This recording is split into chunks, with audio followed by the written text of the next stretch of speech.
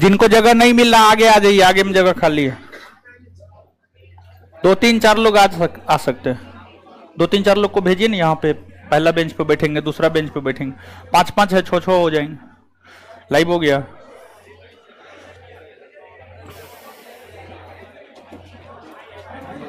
बैठिए बैठिए, पहला बेंच पे एक बैठिए, एक दूसरा बेंच पे बैठिए।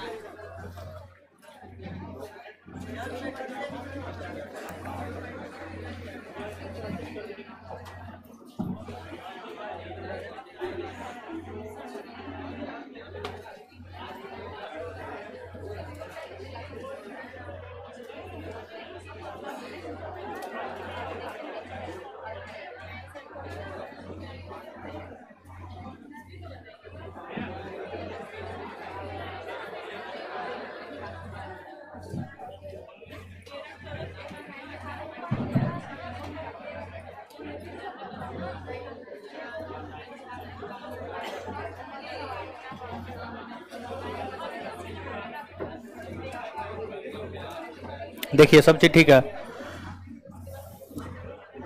चंदन कुमार डीएम, शिवम कुमार, राजीव, विवेक, इब्राहिम खान, विकास कुमार, पूजा गुप्ता, अभिमन्यु गिरी, रूपा कुमारी, राजीव, नीतीश, धीरज कुमार चौरसिया, सबको गुड इवनिंग। आप लोग को भी गुड इवनिंग। चलिए दीदी जी लोग, अब हो गया, अब आइए यहां पे।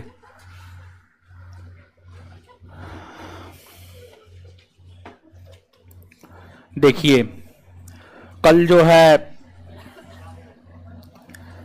बहुत दिक्कत हुआ, बहुत बहुत ज्यादा। हमको ये चीज पता है, ठीक है, हाँ हमको ये चीज पता है। और इसलिए जो है आज हमको लगता है कि स्पेशली लड़की की हम बात करें तो 50% लड़की नहीं आई है, ठीक है, और लड़का भी बहुत लोग नहीं आया है। तो जैसे आज क्लास चल रहा है वैसे ही हम आपका क्लास आगे चलवाएंगे। आप इस क्लासरूम में बैठे हुए हैं, कुछ छात्र इससे नीचे वाले क्लासरूम में बैठे हुए हैं, कुछ छात्र पीछे वाले क्लासरूम में बैठे हुए हैं, और कुछ छात्र नीचे वाले क्लासरूम के भी नीचे वाले क्लासरूम में बैठे हुए हैं। आपका बैच इसी प्रकार से चलेगा, इन्हीं चारों क्लासरूम में आप सभी को बैठना है। दूसरी बात कि आज जो है फाउंडेशन बैच बंद कर दिए, ठीक है। आज अगर आप टेलीग्राम पे सूचना पढ़े होंगे, फाउंडेशन बैच में भी वही बेतहाशा भीड़ है, तो फाउंडेशन बैच आज हम बंद कर दिए हैं। तो आज हम आप लोगों के बैच को पूरी तरीका से समझा देंगे और आज पढ़ा देते हैं। पहले पढ़ाने के दौरान ही हम आपसे बात करेंगे। फाउंडेशन बैच में भी लोग एडमिशन लिए हैं, क्लासरूम है, ऊपर में टीचर उपलब्ध है, तो फाउंडेशन बैच हम क्यों नहीं चलाएंगे, चलाएंगे। तो सब चीज लेकिन एक तौर तरीका से होना चाहिए। कल के लिए हम आपको टेलीग्राम पे मैसेज छोड़ दिए थे, कल बहुत ज्यादा दिक्कत हुआ है और स्पेशली छात्रों के साथ दिक्कत हुआ है, छात्राओं के साथ दिक्कत हुआ है, हर किसी के साथ दिक्कत हुआ है। तो अब तो जो हो गया है वो तो रिटर्न आ नहीं सकता है, लेकिन आगे से प्रयास रहेगा कि इस प्रकार का कहीं कुछ भी नहीं हो। तो अब हम लोग पढ़ते हैं और फिर पढ़ने के बाद जो है पढ़ने के दौरान ही हर प्रकार की बात करेंगे। और कल के क्लास को लेकर बहुत सारे लोग ऑनलाइन ऑफलाइन असमंजस में थे, क्लास हुआ नहीं हुआ, क्या हुआ, कैसे हुआ। तो कल के क्लास के विषय में हम आपको बता दें कि कल जो है आपको कोई क्लास नहीं हुआ। कल क्लास हुआ लेकिन भीड़ इतना था कि बिट्टू सर क्लास इंटर नहीं कर पाए, नीचे से बिट्टू सर क्लास लेना शुरू कर दिए और उसमें भी पता नहीं क्या दिक्कत हुआ, नहीं दिक्कत हुआ, क्लास नहीं हो पाया। तो हम भी गलती कर दिए थे। हम जो है पहले बैच कंट्रोल कर लेते हैं, उसके बाद ही जो है बिट्टू सर को सौंपते हैं। तो यहाँ पे मेरा गलती रहा, यानी फाइनली जो भी हुआ है ना आपके साथ उसमें सारा का सारा गलती मेरा है। मेरे कारण ही जो है कल जो भी हुआ है वो हुआ है। तो आगे आप भरोसा रखेंगे कि आगे इस प्रकार का कहीं कुछ भी हम आपको नहीं होने देंगे, समझ गए? कल के लिए माफी के साथ क्लास आज प्रारंभ करते हैं।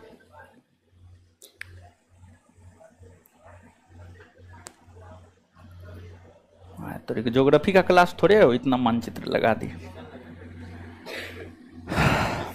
चलिए, भारत का इतिहास।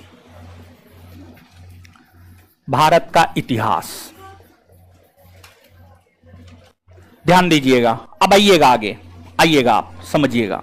भारत का इतिहास, भारत के इतिहास नहीं ऐसे उठाइए, नहीं लड़का को ऐसे मत उठाइए ना, ऐसे कैसे उठा दीजिएगा। आइए आगे, आइए आगे आइए। देखिए यहाँ पे 5 गो है, 6 गो बैठाइए। ठीक है, यहाँ 5 गो है, 6 गो बैठाइए, बैठाइए आप लोग ऐसे। ठीक है, टूल दीजिए। अब जो भी लड़की आ रही है उधर से टूल उसको दीजिए, टूल व्यवस्था करके दीजिए उसको। ठीक है, क्या नहीं मिलेगा? वो आप हमसे ले लीजिएगा, नहीं मिलेगा। ठीक है, नहीं मिलेगा, आप हमसे ले लीजिएगा, हमसे क्लास के बाद मिलिएगा, हम आपको दे देंगे। अब देखिए टूल लीजिए, बैठिए। चलिए अब आइए, अब आइए, अब हमको पढ़ाने दीजिए। ठीक है, ऐसे ये 2 दिन से क्लास नहीं हो रहा है। आप बैठिए ना, आप बैठिए ना महाराज। ठीक है, देखिए यहाँ पे टूल, यहाँ पे टूल ले लीजिए, लीजिए टूल। उधर से जो भी लड़की अब आ रही है ना उसको टूल देते जाइए, उसको बैठिए ना, बैठिए यहीं पे, बैठिए ना, यहीं बैठिए, यहाँ बैठिए। ठीक है, आगे आ जाइए। ठीक है, देखिए इधर कितना सारा टूल है, बैठिए। अब सब लड़की को टूल दीजिए, लड़का को नहीं उठाना है। ठीक है, चलिए भारत के इतिहास में जो है, हम आपको प्राचीन भारत का इतिहास पढ़ाना प्रारंभ किए थे। प्राचीन भारत का इतिहास पढ़ाना प्रारंभ किए थे, और प्राचीन भारतीय इतिहास में जो है सिलेबस हम आपको लिखा दिए थे, और फिर पहला चैप्टर हम आपको प्रारंभ कर दिए थे। और जो पहला चैप्टर था वह पहला चैप्टर था आपको प्राचीन भारतीय इतिहास को जानने के स्रोत। और प्राचीन भारतीय इतिहास को जानने के स्रोत को हम 3 भाग में बांटे थे: साहित्यिक स्रोत, विदेशी यात्रियों का विवरण और पुरातात्विक स्रोत। उसमें हम आपको साहित्यिक स्रोत के विषय में बता रहे थे। ठीक है, साहित्यिक स्रोत के विषय में बता रहे थे। तो एक बार जितना बताए हुए हैं साहित्यिक स्रोत के विषय में, एक बार उसका हम लोग रिवीजन कर लेते हैं, और उसके बाद जो है वहां से हम लोग कंटिन्यू हो जाएंगे। दीजिए थोड़ा कॉपी, कॉपी जो लिखे हैं पूरा कॉपी। चलिए 1-2 क्वेश्चन का जवाब दीजिए। भारत का सबसे प्राचीन धर्म ग्रंथ क्या? वेद है। वेद की रचना कौन भाषा में हुई? संस्कृत भाषा में। वेद का शाब्दिक अर्थ क्या होता है? पवित्र ज्ञान या वेदों की संख्या? ऋग्वेद, यजुर्वेद, सामवेद, अथर्ववेद। सबसे प्राचीन वेद, सबसे बाद का वेद। अच्छा, ऋग्वेद की रचना कौन क्षेत्र में हुआ है? सप्तसैंधव क्षेत्र में। और इसके बाद जो है यजुर्वेद, सामवेद, अथर्ववेद की रचना गंगा यमुना द्वाब क्षेत्र। और ऋग्वेद में कितने मंडल हैं? कितने सूक्त है? ऋग्वेद का पहला मंत्र किस देवता को समर्पित? ऋग्वेद में अग्नि की चर्चा कितनी बार? 200 बार। ऋग्वेद के 10 मंडलों में सबसे प्राचीन मंडल दूसरा से 7वां, दूसरा से गोत्र मंडल किसे कहा जाता है? दूसरा से 7वां। सबसे आधुनिक मंडल पहला और 10वां। यही पढ़ाए थे। चलिए ठीक है, इतना ही पढ़ाए थे। चलिए अब आगे आ जाइए।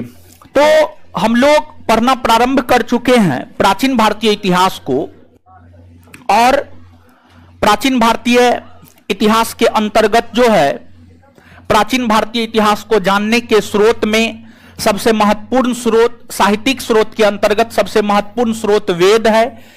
वेद की चर्चा जो है हम आपके साथ कर रहे थे। वेद की चर्चा हम आपके साथ कर रहे थे। आपको टूल दिया जाएगा, आप चिंता नहीं कीजिए, जल्दी टूल ला करके दीजिए इसको। ठीक है, वेद देखिए, देखिए यहां पे है, बढ़ा दीजिए उधर। वेद, वेद के विषय में हम आपको पिछले क्लास में भी ये बात बताए थे और अभी तुरंत रिवीजन के दौरान भी हम आपको ये बात पूछे हैं, आप सभी लोग जवाब भी दिए हैं कि एक जो है आपको ऋग्वेद है, दूसरा जो है आपको यजुर्वेद है, दूसरा यजुर्वेद है, तीसरा को हम देखें तो तीसरा आपको सामवेद है, तीसरा आपको सामवेद है, और फिर चौथा को हम देखें तो चौथा जो है आपको क्या है, अथर्ववेद, चौथा आपको अथर्ववेद है। अब आप सभी लोग पिछले क्लास में ये बात जाने थे कि ऋग्वेद में 10 मंडल, 1028 सूक्त और लगभग 11,000 ऋचाएं हैं। उसी प्रकार से जो आपको यजुर्वेद है, यजुर्वेद में टोटल जो है आपको 1990 मंत्र है, 1990 मंत्र है, और फिर जो सामवेद है इसमें 1875 मंत्र है, और फिर जो अथर्ववेद है 20 अध्याय 731 सूक्त और 6000 मंत्र है। 20 अध्याय 731 सूक्त 6000 मंत्र, 6000 मंत्र है, 6000 मंत्र है।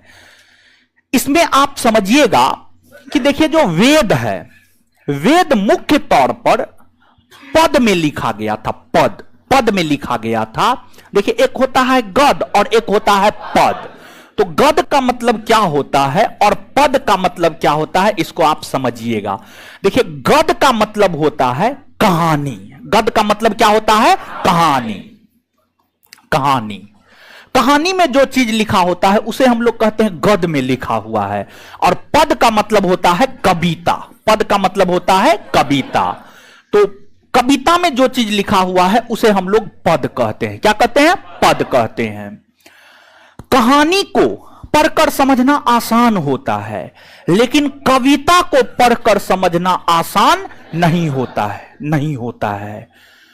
तो जो वेद है वह मुख्य तौर पर पद में लिखा हुआ था, कविता में लिखा हुआ था, कविता में लिखा हुआ था और संस्कृत भाषा में लिखा हुआ था। एक तो संस्कृत आज के डेट में हम समझ नहीं पाते हैं, और अगर कोई कविता हिंदी में भी होता है उसको भी हम लोग अच्छे ढंग से समझ नहीं पाते हैं। तो जो वेद था वह मुख्य तौर पर पद में लिखे हुए थे, लेकिन ध्यान रहे सभी वेदों में एक ऐसा वेद है जो गद और पद दोनों में था, जो गद और पद दोनों में था, वो है आपको यजुर्वेद। वो कौन है आपको, यजुर्वेद। तो जो यजुर्वेद है, यजुर्वेद आपको गद और पद दोनों में था, गद और पद दोनों में था। और ध्यान रहे कि जैसा कि आपने वेद को 4 भाग में बांटा है, वैसे ही जो यजुर्वेद है, यजुर्वेद को भी हम लोग 2 भाग में बांट कर पढ़ते हैं। और यजुर्वेद को जो हम लोग 2 भाग में बांट कर पढ़ते हैं, एक होता है आपको शुक्ल यजुर्वेद और एक होता है आपको कृष्ण यजुर्वेद। एक होता है शुक्ल यजुर्वेद और एक होता है आपको कृष्ण यजुर्वेद। कृष्ण भगवान का नाम है, कृष्ण भगवान भी है, और कृष्ण दिन में है, रात में है, सुबह है, शाम है, दोपहर है, हर जगह है, हर समय है, हर स्थिति में है, हर परिस्थिति में है।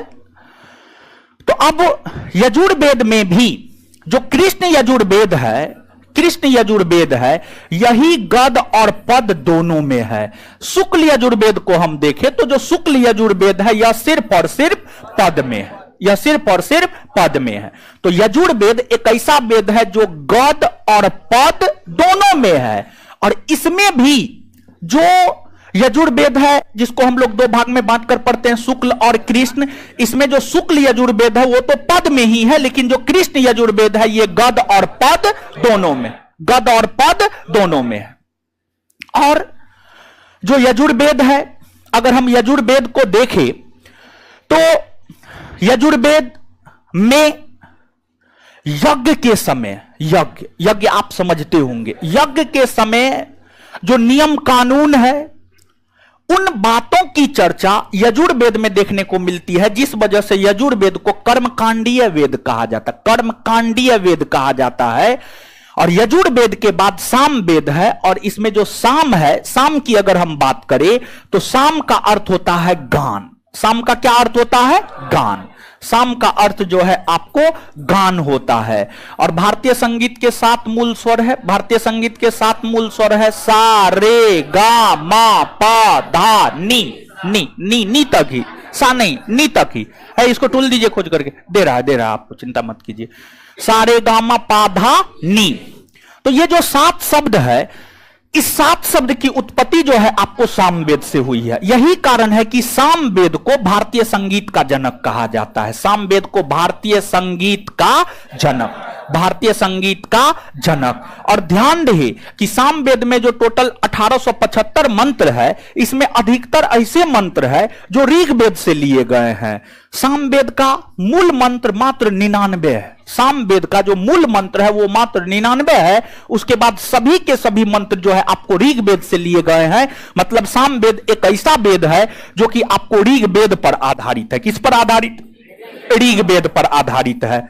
और ध्यान रहे कि जो ऋग्वेद, यजुर्वेद, सामवेद है, ये तीनों ऐसे वेद हैं जिसमें सिर्फ और सिर्फ आर्य की चर्चा हुई है, जिसमें सिर्फ और सिर्फ आर्य की चर्चा हुई है। और ध्यान दीजिएगा यहां पर जो आर्य है, आर्य लोग ही वैदिक सभ्यता के निर्माता थे। जैसे आप हड़प्पा सभ्यता को पढ़िएगा तो हड़प्पा सभ्यता में 4 प्रकार के लोगों की उपस्थिति आपको देखने को मिलेगी। प्रोटो ऑस्ट्रेलाइड, अल्पाइन, मंगोलाइड, भूमध्य सागरीय।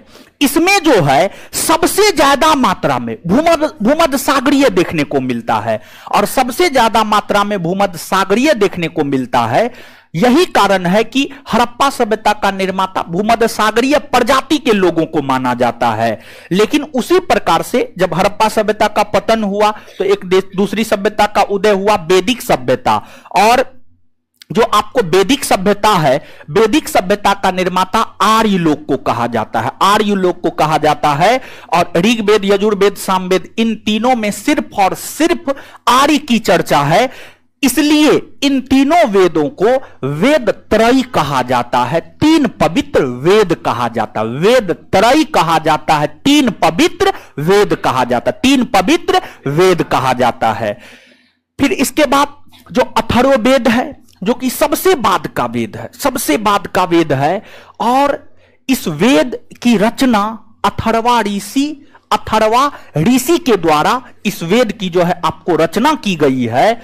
और अथर्ववेद में आर्य और अनार्य दोनों की चर्चा है। जो अथर्ववेद है उसमें आर्य की तो चर्चा है ही, आर्य के साथ साथ जो है उसमें अनार्य की भी चर्चा है। इसलिए इसको पवित्र वेद की श्रेणी के अंतर्गत नहीं रखा जाता है। आपसे आपके परीक्षा में पूछा जाता है। और ध्यान रहे कि ये जो आपको हम बता रहे हैं, यहां से प्रश्न आपके परीक्षा में आए हैं और आगे भी आने की संभावना है। आगे हम आपको प्रश्नों से अवगत करवाएंगे। जब हम आपको पहला क्लास ले रहे थे तो वहां पर 2-3 प्रश्न से हम आपको अवगत करवाए थे। कुछ याद है आपको? हम आपको बताए थे कि पाषाण युग से एक क्वेश्चन पूछा गया है, पॉलिश्ड उपकरण संस्कृति किस कालखंड को कहते हैं। फिर हड़प्पा सभ्यता किस कालखंड के अंतर्गत आता है, एक बीपीएससी का पूछा हुआ क्वेश्चन था और एक बिहार दरोगा का पूछा हुआ क्वेश्चन था। क्वेश्चन से हम आपको अवगत करवाए हैं ना? हाँ, तो उसी प्रकार से जो है यहां पर भी हम आगे क्वेश्चन से अवगत करवाएंगे। जब हम चीज बता देंगे तब हम क्वेश्चन से आपको अवगत करवाएंगे। तो अथर्ववेद सबसे बाद का वेद है, अथर्वा ऋषि ने इसकी रचना की है। और इसमें आर्य अनार्य दोनों की चर्चा है, जिस वजह से इसे पवित्र वेद के अंतर्गत जो है आपको नहीं माना जाता है। इसमें रोग निवारण, तंत्र मंत्र, जादू टोना, इन सभी चीजों का उल्लेख जो है आपको अथर्ववेद में देखने को मिलता है। अब यहां पर आप देखिएगा एक कॉलम बना रहे हैं और इस कॉलम से प्रश्न रहने की संभावना काफी अधिक होती है। वेद, उपवेद और फिर शतपथ ब्राह्मण ग्रंथ, शतपथ ब्राह्मण ग्रंथ,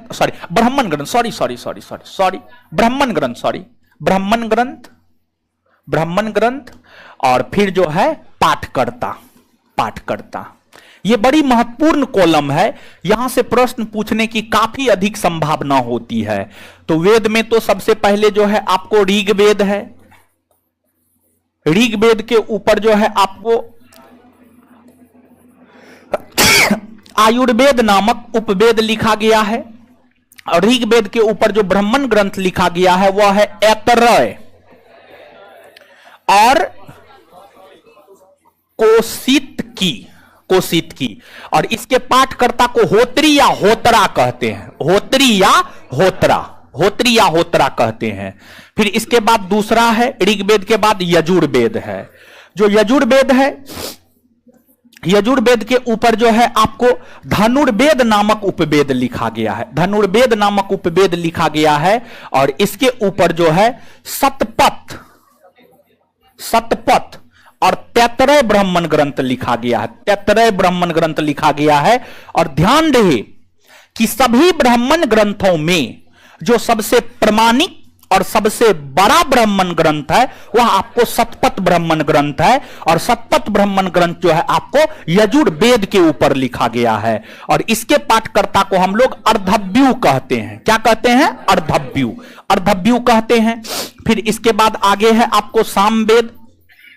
जो सामवेद है, सामवेद के ऊपर जो है आपको जो उपवेद लिखे गए हैं वह है आपको गंधर्व वेद और इसके ऊपर जो ब्राह्मण ग्रंथ लिखा गया है पंचवीस और षड्विश और इसके बाद जो सामवेद है इसके पाठकर्ता को उद्गाता, समझिएगा, उद्गाता या उदात्री कहा जाता है। और फिर अगला है आपको अथर्ववेद और जो अथर्ववेद है इसके ऊपर जो है आपको शिल्प वेद नामक उपवेद लिखे गए हैं और इसके ऊपर गौपत ब्राह्मण ग्रंथ लिखे गए हैं और इसके पाठकर्ता को ब्रह्मा कहा जाता है, ब्रह्मा। और ध्यान दीजिएगा यहां पर यह प्रश्न काफी बदनाम है कि यह जो अथर्ववेद वाला बात है, अथर्ववेद के ऊपर कौन सा ब्राह्मण ग्रंथ लिखा गया है और अथर्ववेद के पाठकर्ता को क्या कहा जाता है, ये दोनों प्रश्न जो है बहुत बदनाम प्रश्न है। और हमको लगता है यूपीएससी, यूपीपीसीएस, बीपीएससी, एसएससी लगभग हर बोर्ड ने इस प्रश्न को पूछ दिया है। लेकिन अगर हम बिहार दरोगा की बात करें तो बिहार दरोगा जो है नहीं पूछा है। देखिए, हम आपको पिछले सेशन में, अगर आप पिछला सेशन किए होंगे तो हम आपको यह बात बताए होंगे कि वैदिक साहित्य के अंतर्गत वेद, ब्राह्मण ग्रंथ, आरण्यक और उपनिषद आता है। बताए थे? हाँ, सबका पहला दिन है का नहीं ना? वैदिक साहित्य के अंतर्गत वेद, ब्राह्मण ग्रंथ, आरण्यक और उपनिषद आता है। तो जो वैदिक साहित्य हमें वैदिक सभ्यता के विषय में जानकारी देता है। जो वैदिक साहित्य है वह हमें वैदिक सभ्यता के विषय में जानकारी प्रदान करता है। यह सब बात जो है हम आपको पिछले सेशन में बताए हुए थे। अब वैदिक साहित्य को पढ़ते हुए ही मानव के 4 आश्रम के विषय में आपको मिलेगा। हम यहां पर यह बात बताने जा रहे हैं, आप गौर से सुनिएगा। हम आपको यहां पर यह बात बताने जा रहे हैं कि आपके बिहार दरोगा परीक्षा में यहां से कौन से प्रश्न पूछे हैं, आपके बिहार दरोगा परीक्षा में यहां से कौन से प्रश्न पूछे हैं, वो बात जो है हम आपको बताने जा रहे हैं। तो आपको आश्रम को लेकर के प्रश्न पूछा गया था, मानव के जीवन के आश्रम को लेकर के प्रश्न पूछा गया था। और आगे चल करके हम आपको बताएंगे, 4 आश्रम के विषय में बताएंगे। और ध्यान रहे कि वैदिक साहित्य के अंतर्गत वेद भी आता है, ब्राह्मण ग्रंथ भी आता है, आरण्यक भी आता है और उपनिषद भी आता है। और जो ब्राह्मण ग्रंथ, आरण्यक और उपनिषद है वो किसके ऊपर लिखा गया? वो वेद के ऊपर लिखा गया। किसके ऊपर? वेद के ऊपर लिखा गया है। तो उसमें जो है एक है आपको जवालोपनिषद, एक है आपको जवालोपनिषद। और जब आप जवालोपनिषद को देखेंगे तो जो जवालोपनिषद है, जवालोपनिषद हमें मानव के जीवन के 4 आश्रम के विषय में बताता है। मानव के जीवन के 4 आश्रम के विषय में बताता है। और जवालोपनिषद में इस बात का विवरण है कि वैदिक काल के समय मानव के औसत जीवन काल 100 वर्ष निर्धारित किए गए थे। जैसे आज के डेट में हम मानवों का जो औसत जीवन काल है वो कितना निर्धारित किया गया, 66-67 वर्ष। 66-67 वर्ष जो है अभी निर्धारित है लगभग में। तो वैदिक काल में मानव का जो औसत जीवन काल हुआ करता था वह 100 वर्ष का हुआ करता था, और 100 वर्ष के जीवन काल को 4 भागों में बांटा गया था। एक आपको ब्रह्मचर्य आश्रम था, दूसरा जो है आपको गृहस्थ आश्रम था, दूसरा गृहस्थ आश्रम था, और फिर तीसरा आप देखिएगा तो तीसरा जो है आपको वानप्रस्थ आश्रम था, और फिर चौथा हम देखें तो जो चौथा था, चौथा आपको सन्यासी आश्रम। चौथा क्या था आपको, सन्यासी आश्रम। चौथा सन्यासी आश्रम था। तो अब देखिएगा ब्रह्मचर्य आश्रम जन्म से 25 वर्ष, जन्म से 25 वर्ष के अवधि को ब्रह्मचर्य आश्रम कहा गया। और इस समय जो मानव का मूल तौर पर काम होता है वह अध्ययन करना, ब्रह्मचर्य धर्म का पालन करते हुए, अध्ययन करते हुए अपने जीवन में सफलता को प्राप्त करना, इस समय मानव का काम होता है। और यहां पर अधिकतर लोग ऐसे होंगे जो 20 और 25 के बीच में होंगे। तो आप वैदिक साहित्यों के अनुकूल भी जो है अभी आपका उम्र पढ़ने का है, तो मेरे ख्याल से आपको सिर्फ पढ़ने पे ध्यान देना चाहिए। इसके बाद दूसरा है गृहस्थ आश्रम। अगर हम गृहस्थ आश्रम की बात करें तो 25 वर्ष से लेकर के 50 वर्ष के अवधि को गृहस्थ आश्रम कहा जाता है। और गृहस्थ आश्रम में मानव का जो काम होता है, मानव का काम होता है शादी विवाह करके संतान की उत्पत्ति करना। गृहस्थ आश्रम में मानव का काम होता है शादी विवाह करके संतान की उत्पत्ति करना। और अगर आप ऐसा नहीं करते हैं तो फिर आप ऋण से मुक्त नहीं हो पाते हैं, क्योंकि वैदिक साहित्य को जब आप पढ़ेंगे तो वैदिक साहित्य में जो है आगे चल करके आपको ऋण की चर्चा मिलेगी। वैदिक साहित्य में आगे चल करके आपको ऋण की चर्चा मिलेगी। और अगर आप ऋण को पढ़ेंगे तो ऋण 3 प्रकार का होता है। ऋण जो है आपको 3 प्रकार का होता है। एक आपको पितृ ऋण होता है, पितृ ऋण होता है। एक आपको देव ऋण होता है, देव ऋण होता है। और एक आपको जो है ऋषि ऋण होता है। समझ गए, एक आपको ऋषि ऋण होता है। और ध्यान रहे ऋण में मातृ ऋण नहीं आता है, ऋण में मातृ ऋण नहीं आता है, लेकिन पितृ ऋण आता है, देव ऋण आता है और ऋषि ऋण आता है। तो देखिए इन ऋणों से हमें मुक्त होना होता है, और इन ऋणों से मुक्त हम लोग मुख्य तौर पर गृहस्थ आश्रम में होते हैं। इन ऋणों से मुक्त हम लोग मुख्य तौर पर गृहस्थ आश्रम में होते हैं। तो कैसे इन ऋणों से हम मुक्त हो सकते हैं? तो पहला पितृ ऋण है, पहला पितृ ऋण है। आप पितृ ऋण से तब मुक्त हो सकते हैं जब आप शादी विवाह करके संतान की उत्पत्ति कर लेते हैं। जब आप शादी विवाह करके संतान की उत्पत्ति कर लेते हैं तब यह माना जाता है कि आप पितृ ऋण से मुक्त हो गए हैं। इसके बाद अब संतान उत्पत्ति के बाद यह नहीं कि उसको रोड पे छोड़ देना है, नहीं। अगर आपने संतान की उत्पत्ति की है तो उसे काबिल बनाइए, उसे काबिल बनाइए, उसे काबिल बनाइए मतलब उसे पढ़ाइए लिखाइए। उसको ऐसे रोड पे मत छोड़ दीजिए, बल्कि उसको जो है पढ़ाइए लिखाइए। और अगर आप अपने संतान को इस योग्य बना देते हैं कि वह अपने पैर पर खड़ा हो गया, तब यह माना जाएगा कि आप ऋषि ऋण से मुक्त हो गए हैं। तब यह माना जाएगा कि आप ऋषि ऋण से मुक्त हो गए हैं। अगला है देव ऋण। हिंदू धर्म के अंतर्गत जो बूढ़े बुजुर्ग होते हैं, जो बूढ़े बुजुर्ग होते हैं वो देखेंगे कि हमेशा अपने संतान को कहेगा फलना जग करवा दो ना, चिल्ला करवा दो, ढेकना करवा दो ना। समझ गए? तो देखिए हिंदू धर्म साहित्य यह कहता है कि मानव को अपने जीवन के अंतिम समय में बड़े बड़े यज्ञ करवाना चाहिए। और जब हम बड़े बड़े यज्ञ करवाते हैं तो उससे जो है हम देव ऋण से मुक्त होते हैं, उससे हम देव ऋण से मुक्त होते हैं। समझ गए? तो मुख्य तौर पर अगर आप पितृ ऋण और ऋषि ऋण को देखेंगे तो ये दो ऋण से आप गृहस्थ आश्रम में मुक्त हो सकते हैं। लेकिन अगर आपको देव ऋण से मुक्त होना है तो आपको एक तो अपने जीवन के अंतिम समय में घर का मोह माया हर चीज छोड़ना होगा, घर को त्यागना होगा, भगवान को याद करना होगा, भगवान के स्मरण में, ईश्वर के स्मरण में जो है बड़े बड़े यज्ञ आपको करवाने होंगे। और जब आप जाकर के बड़े बड़े यज्ञ करवाएंगे तभी जाकर के आप देव ऋण से मुक्त हो सकते हैं, नहीं तो आप देव ऋण से मुक्त नहीं हो सकते हैं।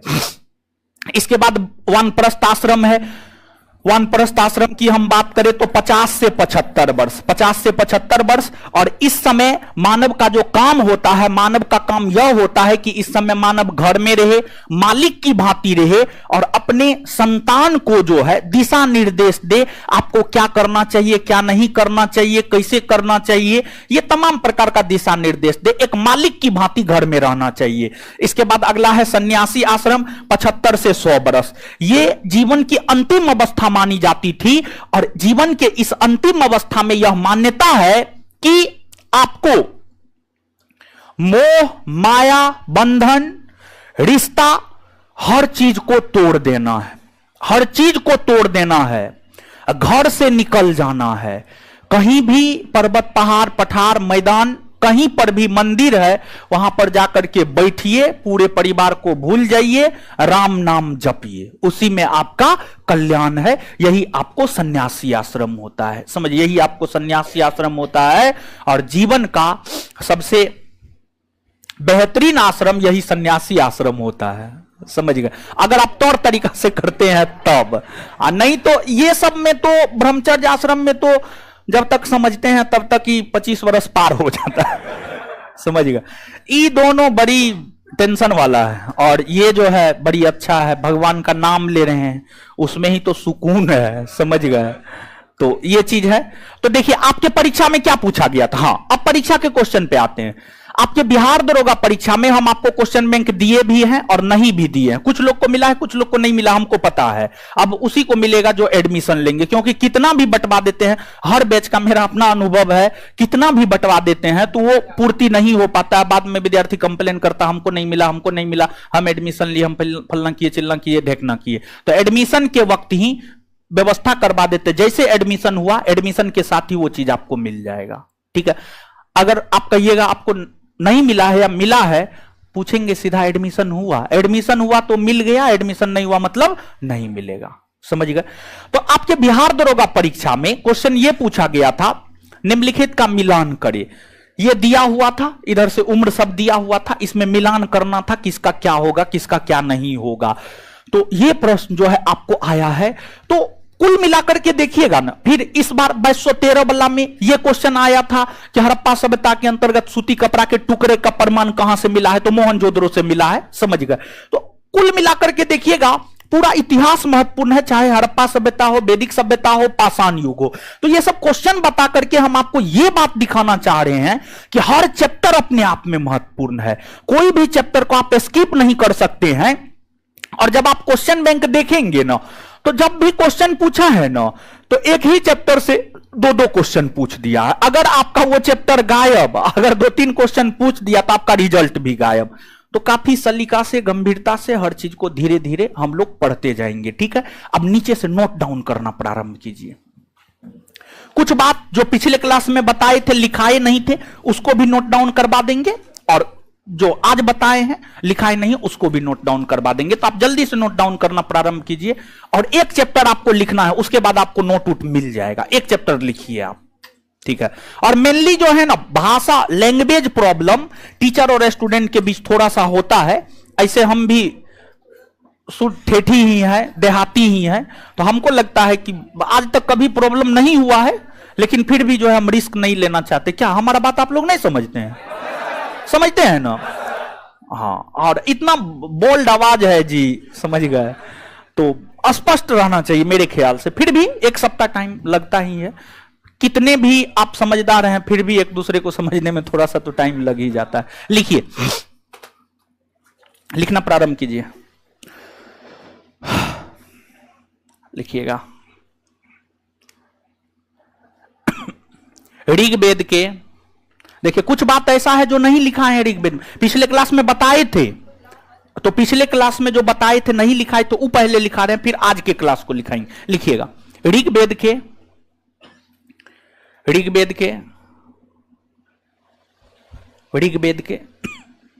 तीसरे मंडल में, ऋग्वेद के तीसरे मंडल में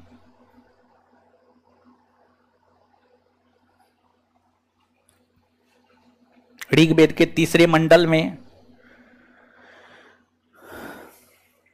सूर्य देवता ऋग्वेद के तीसरे मंडल में सूर्य देवता सावित्री, ऋग्वेद के तीसरे मंडल में सूर्य देवता सावित्री को समर्पित गायत्री मंत्र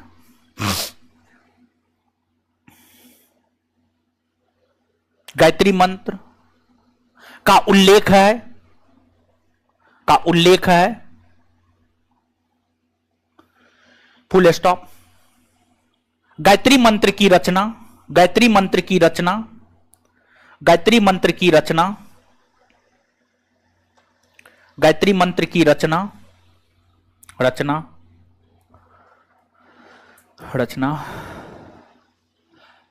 विश्वामित्र ने की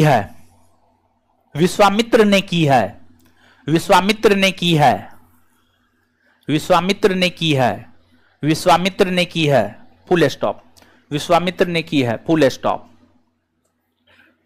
आगे ऋग्वेद के चौथे मंडल में, अगला पॉइंट वाइज लिखिएगा। ऋग्वेद के चौथे मंडल में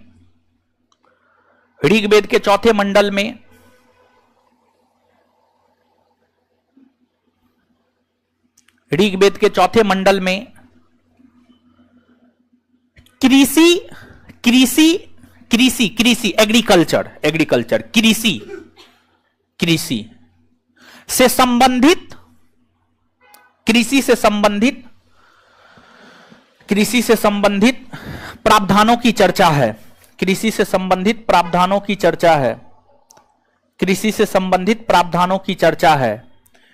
से संबंधित प्रावधानों की चर्चा है। अगला पॉइंट, ऋग्वेद के सातवें मंडल में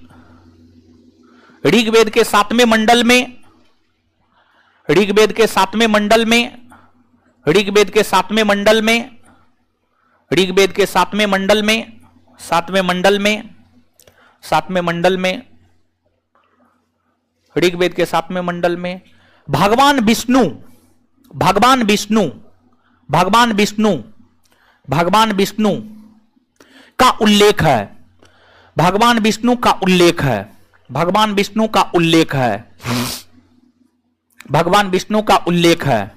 आगे ऋग्वेद के नवे मंडल में, पॉइंट, अगला पॉइंट देकर के, ऋग्वेद के नवे मंडल में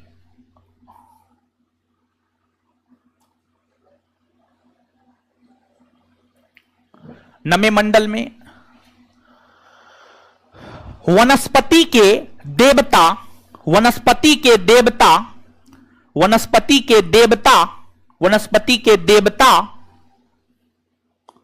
सोम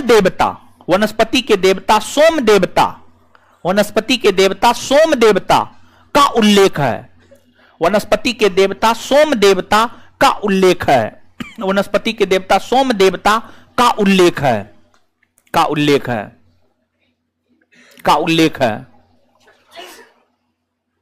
आगे ऋग्वेद के 10वें मंडल में परमपिता ब्रह्मा, ऋग्वेद के 10वें मंडल में परमपिता ब्रह्मा,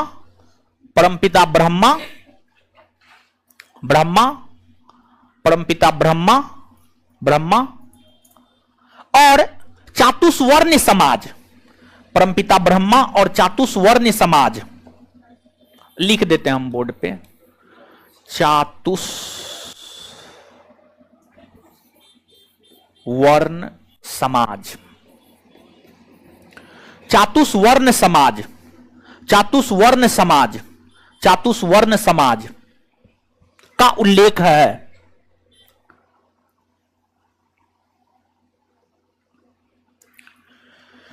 इस एक मिनट 10वें मंडल में, सॉरी इस नहीं 10वें, उसी में कंटिन्यू, 10वें मंडल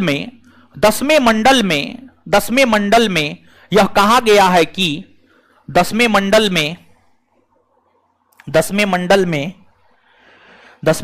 में यह कहा गया है कि 10वें मंडल में यह कहा गया है कि 10वें मंडल में यह कहा गया है कि यह कहा गया है कि परम पिता ब्रह्मा के मुख से, परम पिता ब्रह्मा के मुख से, परम पिता ब्रह्मा के मुख से, परम पिता ब्रह्मा के मुख से ब्राह्मण की उत्पत्ति, परमपिता ब्रह्मा के मुख से, मुख मुख मुंह मुंह मुंह, मुख से ब्राह्मण की उत्पत्ति, ब्राह्मण की उत्पत्ति, कोमा कोमा कोमा भुजा से, भुजा से, भुजा से, भुजा से क्षत्रिय की उत्पत्ति, भुजा से क्षत्रिय की उत्पत्ति, कोमा जांग से वेश्य की उत्पत्ति, जांग से वेश्य की उत्पत्ति, जांग से वेश्य की उत्पत्ति, जांग से वेश्य की उत्पत्ति, जांग से वेश्य की उत्पत्ति, जांग से वेश्य की उत्पत्ति, और पैर से, पैर से, पैर से शूद्र की उत्पत्ति, पैर से शूद्र की उत्पत्ति, पैर से शूद्र की उत्पत्ति हुई है, पैर से शूद्र की उत्पत्ति हुई है, फुल स्टॉप। इसमें इसमें इसमें उसी में कंटिन्यू, इसमें ब्राह्मण का काम अध्ययन और अध्यापन, इसमें ब्राह्मण का काम अध्ययन और अध्यापन, इसमें ब्राह्मण का काम अध्ययन और अध्यापन, कोमा काम, हां काम, इसमें ब्राह्मण का काम अध्ययन और अध्यापन, अध्ययन और अध्यापन, कोमा क्षत्रिय का काम शासन, कोमा क्षत्रिय का काम शासन, कोमा वेश्य का काम, वेश्य का काम, वेश्य का काम, वेश्य का काम, वेश्य का काम कृषि और पशुपालन, वैसे का काम कृषि और पशुपालन, कृषि और पशुपालन, तथा तथा तथा तथा तथा शूद्र का काम, तथा शूद्र का काम, तथा शूद्र का काम, शूद्र का काम, शूद्र का काम, शूद्र का काम ऊपर के तीनों वर्णों की सेवा करना, ऊपर के तीनों वर्णों की सेवा करना, ऊपर के तीनों वर्णों की सेवा करना था, ऊपर के तीनों वर्णों की सेवा करना था, सेवा करना था। अब यहां पर एक चीज जो वेद है, वेद को 4 भाग में ऋग्वेद, यजुर्वेद, सामवेद, अथर्ववेद, ठीक है। तो वेद को 4 भाग में बांटा कौन है?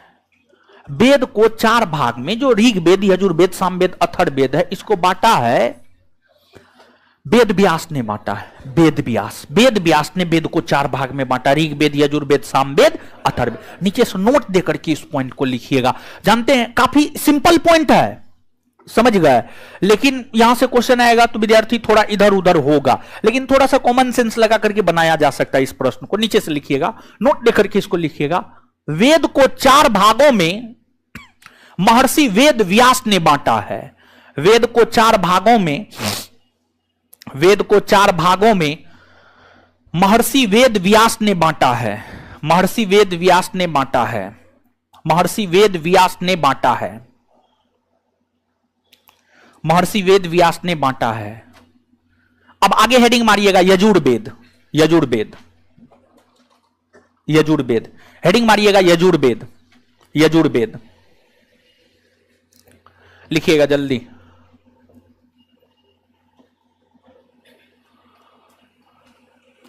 यजुर्वेद, यजुर का अर्थ डैश देकर, यजुर का अर्थ, यजुर का अर्थ, यजुर का अर्थ, यजुर का अर्थ, यजुर का अर्थ यज्ञ होता है, यजुर का अर्थ यज्ञ होता है, यजुर का अर्थ यज्ञ होता है।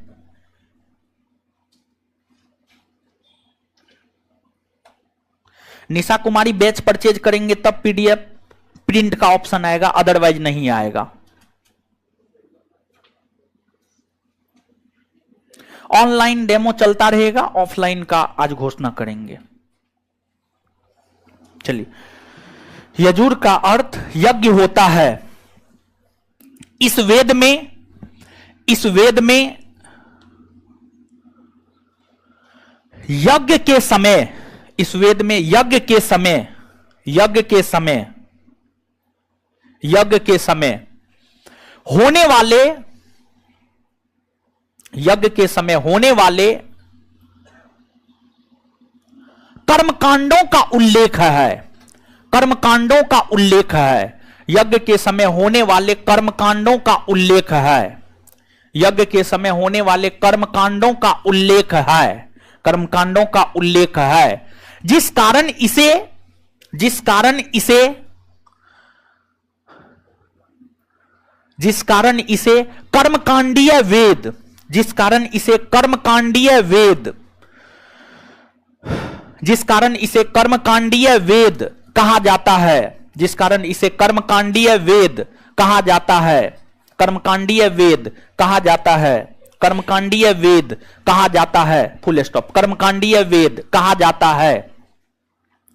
सामान्यतः, उसी में कंटिन्यू, उसी में कंटिन्यू लिखते जाइए। सामान्यतः, सामान्यतः वेद पद में लिखे गए हैं, सामान्यतः वेद पद में लिखे गए हैं, सामान्यतः वेद पद में लिखे गए हैं, लिखे गए हैं, लेकिन, लेकिन,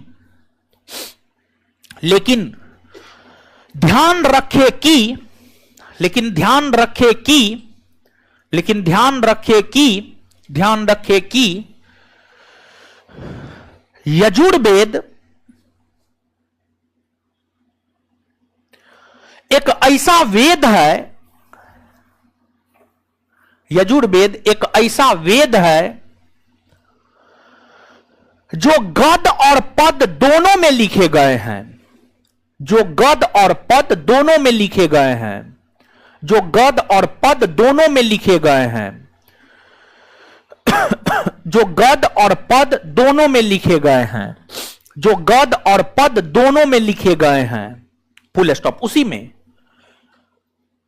हम लोग, एक मिनट, एक मिनट, यजुर्वेद को हम लोग नहीं, हम लोग काटते, यजुर्वेद को, यजुर्वेद को, यजुर्वेद को दो भागों में, यजुर्वेद को दो भागों में, दो भागों में, यजुर्वेद को दो भागों में बांटकर, यजुर्वेद को दो भागों में बांटकर, बांटकर पढ़ते हैं, पढ़ते हैं, पढ़ते हैं। एक नंबर में कृष्ण यजुर्वेद, दो नंबर में शुक्ल यजुर्वेद, एक नंबर में कृष्ण यजुर्वेद, दो नंबर में शुक्ल यजुर्वेद, एक नंबर में कृष्ण यजुर्वेद, दो नंबर में शुक्ल यजुर्वेद, एक नंबर में कृष्ण यजुर्वेद, दो नंबर में शुक्ल यजुर्वेद, एक नंबर में कृष्ण यजुर्वेद, दो नंबर में Shukla Yajurveda, full stop, full stop, Shukla Yajurveda, full stop, full stop. इसमें कृष्ण यजुर्वेद, इसमें कृष्ण यजुर्वेद ही, इसमें कृष्ण यजुर्वेद ही गद और पद दोनों में है। उसी में कंटिन्यू, इसमें कृष्ण यजुर्वेद ही गद और पद दोनों में है, इसमें कृष्ण यजुर्वेद ही गद और पद दोनों में है, गद और पद दोनों में है,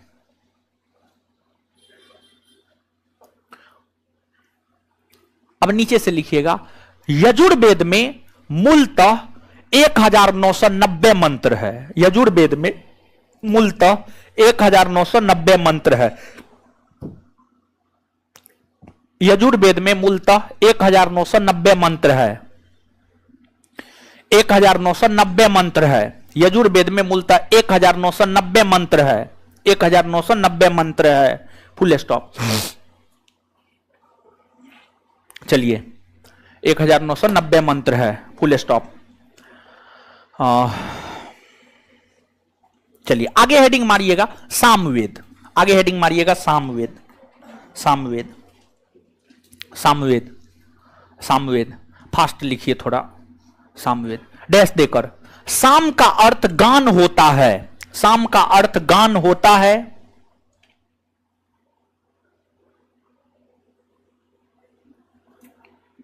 साम का अर्थ गान होता है। साम का अर्थ गान होता है। गान होता है। Full stop. Full stop. भारतीय संगीत के 7 मूल स्वर। भारतीय संगीत के 7 मूल स्वर सा, रे, गा, मा, पा, धी, नी।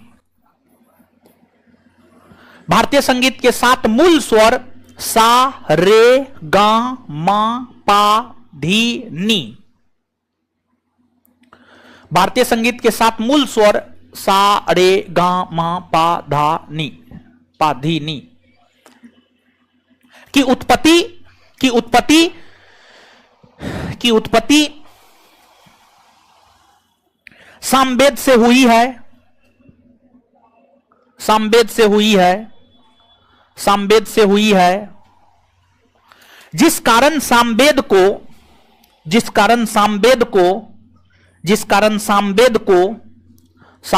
को भारतीय संगीत का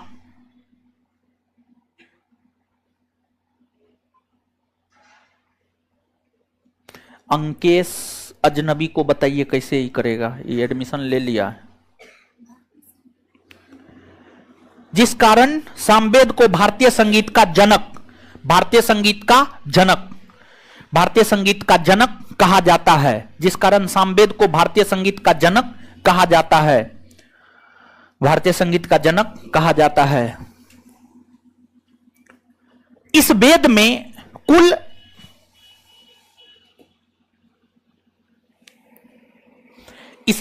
कुल 1875 मंत्र है।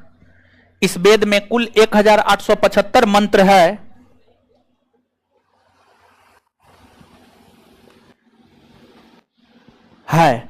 इसमें से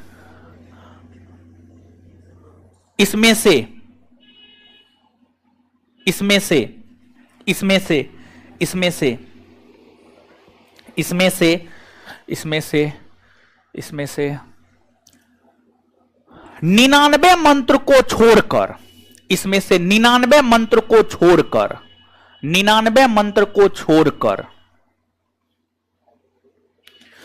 सभी मंत्र ऋग्वेद से लिए गए हैं। सभी मंत्र ऋग्वेद से लिए गए हैं। सभी मंत्र ऋग्वेद से लिए गए हैं। अर्थात हम यह कह सकते हैं कि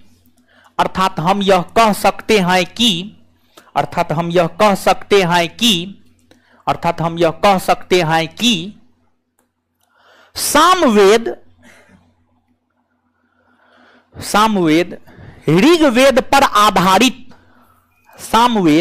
ऋग्वेद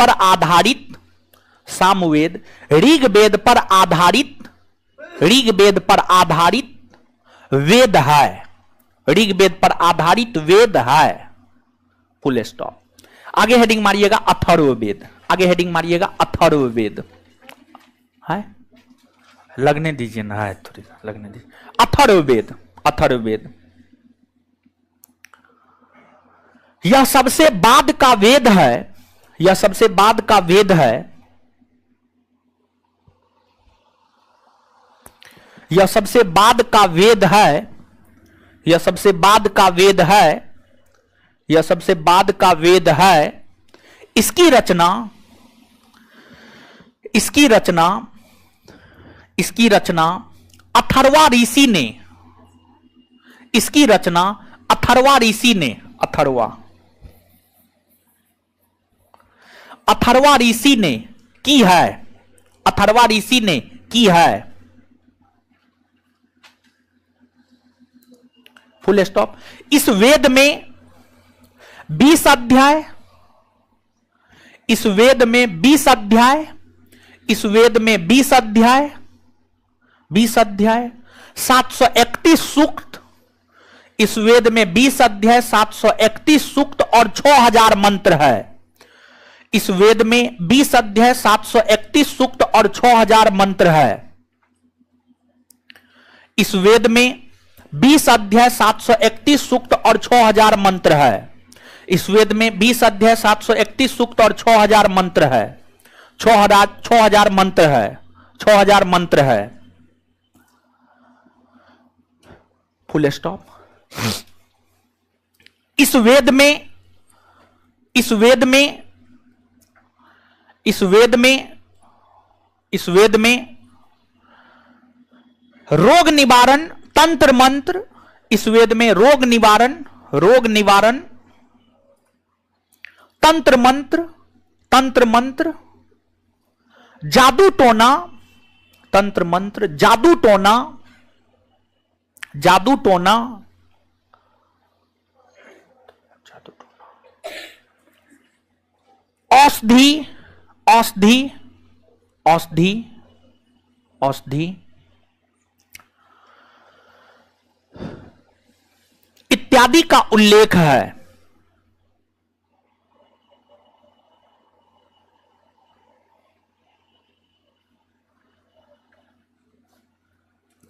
इस वेद में ही सभा और समिति को, इस वेद में ही सभा और समिति को, इस वेद में ही सभा और समिति को, इस वेद में ही सभा और समिति को प्रजापति की 2 पुत्री, इस वेद में ही सभा और समिति को प्रजापति की 2 पुत्री, इस वेद में ही सभा और समिति को प्रजापति की 2 पुत्री, प्रजापति की 2 पुत्री कहा गया है।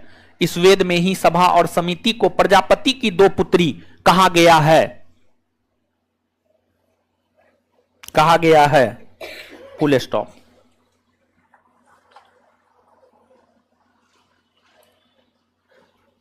अब नीचे से लिखिएगा, ऋग वेद, नोट देकर के इसको लिखिएगा, नोट देकर के, ऋग वेद, यजुर वेद, साम वेद, ऋग वेद, यजुर वेद, साम वेद, ऋग वेद, यजुर वेद, साम वेद, ऋग वेद, यजुर वेद, साम वेद को वेद त्रयी, वेद त्रयी, कॉस्ट में 3 पवित्र वेद,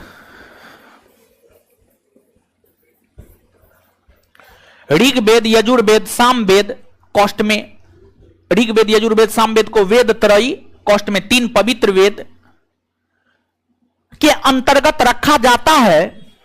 वेद त्रयी, कॉस्ट में 3 पवित्र वेद के अंतर्गत रखा जाता है, के अंतर्गत रखा जाता है,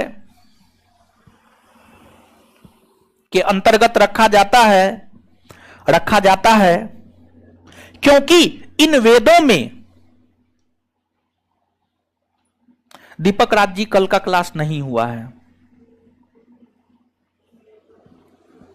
क्योंकि इन वेदों में सिर्फ और सिर्फ,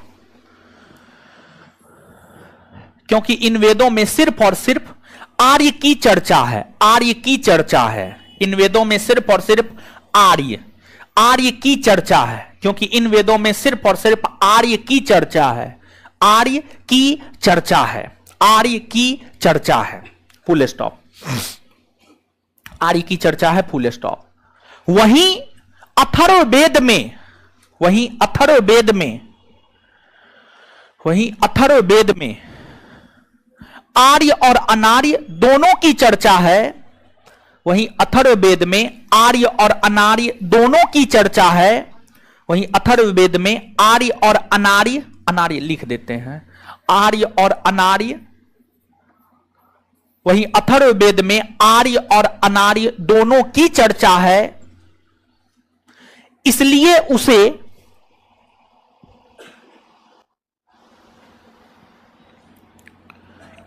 उसे पवित्र वेद में शामिल नहीं किया जाता है।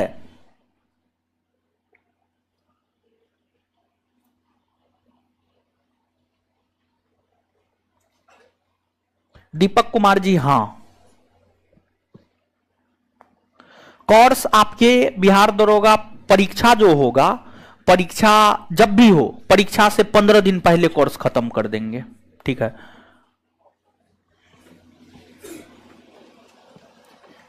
चलिए अब आगे आइएगा, यहां पे 4 गो कॉलम बनाइए और जैसे लिखा हुआ है वैसे लिखिए। 4 गो कॉलम बना लीजिए, वेद, उपवेद, ब्राह्मण ग्रंथ, पाठकर्ता। 4 गो कॉलम बनाइए और जैसे लिखा हुआ है वैसे इसको छापिए, ठीक है। 4 गो कॉलम बनाइए। पहला कॉलम में लिखिए वेद, ऊपर में, दूसरा में लिखिए उपवेद, तीसरा में लिखिए ब्राह्मण ग्रंथ, चौथा में लिखिए पाठकर्ता, ठीक है। चौथा में लिखिए पाठकर्ता, वेद, उपवेद, ब्राह्मण ग्रंथ, पाठकर्ता, ठीक है। पहला कॉलम में वेद, दूसरा में उपवेद, तीसरा में ब्राह्मण ग्रंथ, चौथा में पाठकर्ता। वेद में लिखिएगा 1 नंबर में ऋग्वेद, वेद में लिखिएगा 1 नंबर में ऋग्वेद, ऋग्वेद। ऋग्वेद के ऊपर जो उपवेद लिखा गया है आयुर्वेद, ऋग्वेद के ऊपर जो उपवेद लिखा गया है आयुर्वेद, आयुर्वेद, आयुर्वेद, आयुर्वेद। अब ऋग्वेद के ऊपर जो ब्राह्मण ग्रंथ लिखा गया है ऐतरेय और कौशितकी, ऐतरेय और कौशितकी, ऐतरेय और कौशितकी, ऐतरेय और कौशितकी। और इसके पाठकर्ता को कहते हैं होत्री, इसके पाठकर्ता को कहते हैं होत्री, इसके पाठकर्ता को कहते हैं होत्री, होत्री, होत्री। आगे अब वेद में 2 नंबर में लिखिएगा यजुर्वेद, वेद में 2 नंबर में लिखिएगा यजुर्वेद, वेद में 2 नंबर में लिखिएगा यजुर्वेद। यजुर्वेद के ऊपर जो उपवेद लिखा गया है वह है धनुर्वेद, यजुर्वेद के ऊपर जो उपवेद लिखा गया है वह है धनुर्वेद, धनुर्वेद, धनुर्वेद। और फिर जो ब्राह्मण ग्रंथ लिखा गया है वह है शतपथ और तैत्तरीय ब्राह्मण ग्रंथ, शतपथ और तैत्तरीय ब्राह्मण ग्रंथ, तैत्तरीय ब्राह्मण ग्रंथ। और इसके पाठकर्ता को कहते हैं अर्धव्यू, इसके पाठकर्ता को कहते हैं अर्धव्यू, अर्धव्यू, अर्धव्यू, अर्धव्यू। फिर 3 नंबर में सामवेद, 3 नंबर में सामवेद, सामवेद के ऊपर जो उपवेद लिखा गया वह है गंधर्व वेद, वह है गंधर्व वेद, गंधर्व वेद, गंधर्व वेद, गंधर्व वेद। और सामवेद के ऊपर जो ब्राह्मण ग्रंथ लिखा गया वह है पंचवीस और षड्विश, पंचवीस और षड्विश, पंचवीस और षड्विश, पंचवीस और षड्विश। और इसके पाठकर्ता को कहते हैं उद्गाता, इसके पाठकर्ता को कहते हैं उद्गाता, इसके पाठकर्ता को कहते हैं उद्गाता, उद्गाता, उद्गाता। आगे 4 नंबर में अथर्ववेद, 4 नंबर में अथर्ववेद, अथर्ववेद। इसके ऊपर जो उपवेद लिखा गया है वह है शिल्पवेद, वह है शिल्पवेद, शिल्पवेद। और इसके ऊपर जो ब्राह्मण ग्रंथ लिखा गया है वह है गौपत ब्राह्मण ग्रंथ, गौपत ब्राह्मण ग्रंथ। और इसके पाठकर्ता को कहते हैं ब्रह्मा, इसके पाठकर्ता को कहते हैं ब्रह्मा।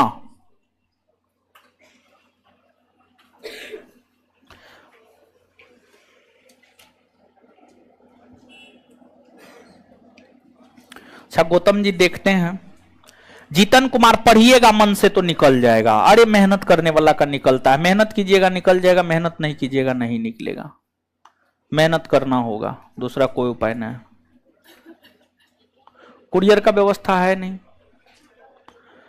जो बुक आपको पढ़ना है आरती जी आप पढ़ सकते हैं, ठीक है। सबसे बड़ा दिक्कत क्या हो जाता है जानते हैं विद्यार्थी में, यही हम जो बताए हैं उसके अलावा बोलेगा बोलेगी कि ई पढ़ सकते, पढ़िए ना, आपको कौन रोका है, कोई रोका है? अरे लोकतंत्र है, आजादी है, लोकतंत्र की तो यही खूबसूरती है कि जो करना है आप कीजिए, ठीक है, नहीं करना है मत कीजिए। तो अब हम बोल रहे हैं आम, वो बोल रही है इमली पढ़े, तो एकदम इमली पढ़िए, कोई दिक्कत ना है। बुक सब अच्छा है, हम किसी बुक का क्रिटिसाइज नहीं कर रहे हैं, हर बुक अच्छा है, लेकिन आपको कोई एक चूज करके पढ़ना होगा, नहीं तो आपके मन में होगा सर ये बुक बोले हैं हम ही पढ़ रहे हैं, मन में दुविधा होगा, समझे। तो कोई भी एक बुक उठा करके आप पढ़िए, कोई दिक्कत नहीं, हर बुक बेहतर है, हर बुक बेहतर है। अब हमको जो अच्छा लगता है हम वो गाइड करते हैं, हम जो बुक स्वयं पढ़े हैं हम वो गाइड करते हैं। अब जो बुक हम पढ़े ही नहीं है वो बुक हम कैसे गाइड कर दे कि हाँ ये बुक पढ़िए, ऐसे बुक हर अच्छा होता है, ठीक है। चलिए अब आइए, अब देखिएगा यहां पर कि जो वैदिक साहित्य है, देखिए ध्यान दीजिएगा, हम कौन चैप्टर पढ़ रहे हैं, कुछ याद है? हाय, कौन चैप्टर पढ़ रहे हैं? अरे बोलिए ना।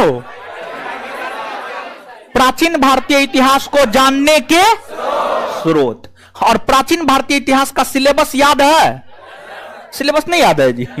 पाषाण युग पढ़ना है, हड़प्पा पढ़ना है, वैदिक पढ़ना है, महाजनपद काल पढ़ना है, बौद्ध जैन पढ़ना है, शुंग वंश, कण्व वंश, सातवाहन वंश पढ़ना है। मतलब प्राचीन भारतीय इतिहास को जानने के स्रोत क्या है, उस विषय में हम जानते कहां से हैं, इस चैप्टर को हम पढ़ रहे हैं, समझे। और ध्यान दीजिएगा वैदिक साहित्य की चर्चा जो है वैदिक सभ्यता नामक चैप्टर में भी होगा, वैदिक साहित्य की चर्चा वैदिक सभ्यता नामक चैप्टर में भी होगा। तो यहां पर जो है एक शॉर्ट ब्रीफ हमने आपको दिया है। अब इसके अलावे देखिएगा वैदिक सभ्यता से पहले हड़प्पा सभ्यता है, तो हड़प्पा सभ्यता के विषय में जानकारी का स्रोत क्या है? तो हड़प्पा सभ्यता के विषय में जानकारी का जो स्रोत है वह पूरा तात्विक स्रोत है, पूरा तात्विक स्रोत, मतलब खुदाई से जो वस्तु प्राप्त हुई है वह हमें हड़प्पा सभ्यता के विषय में बताता है, समझ गए। तो हड़प्पा हो गया, वैदिक हो गया। हड़प्पा वैदिक के बाद जो है महाजनपद काल होता है, बौद्ध और जैन होता है।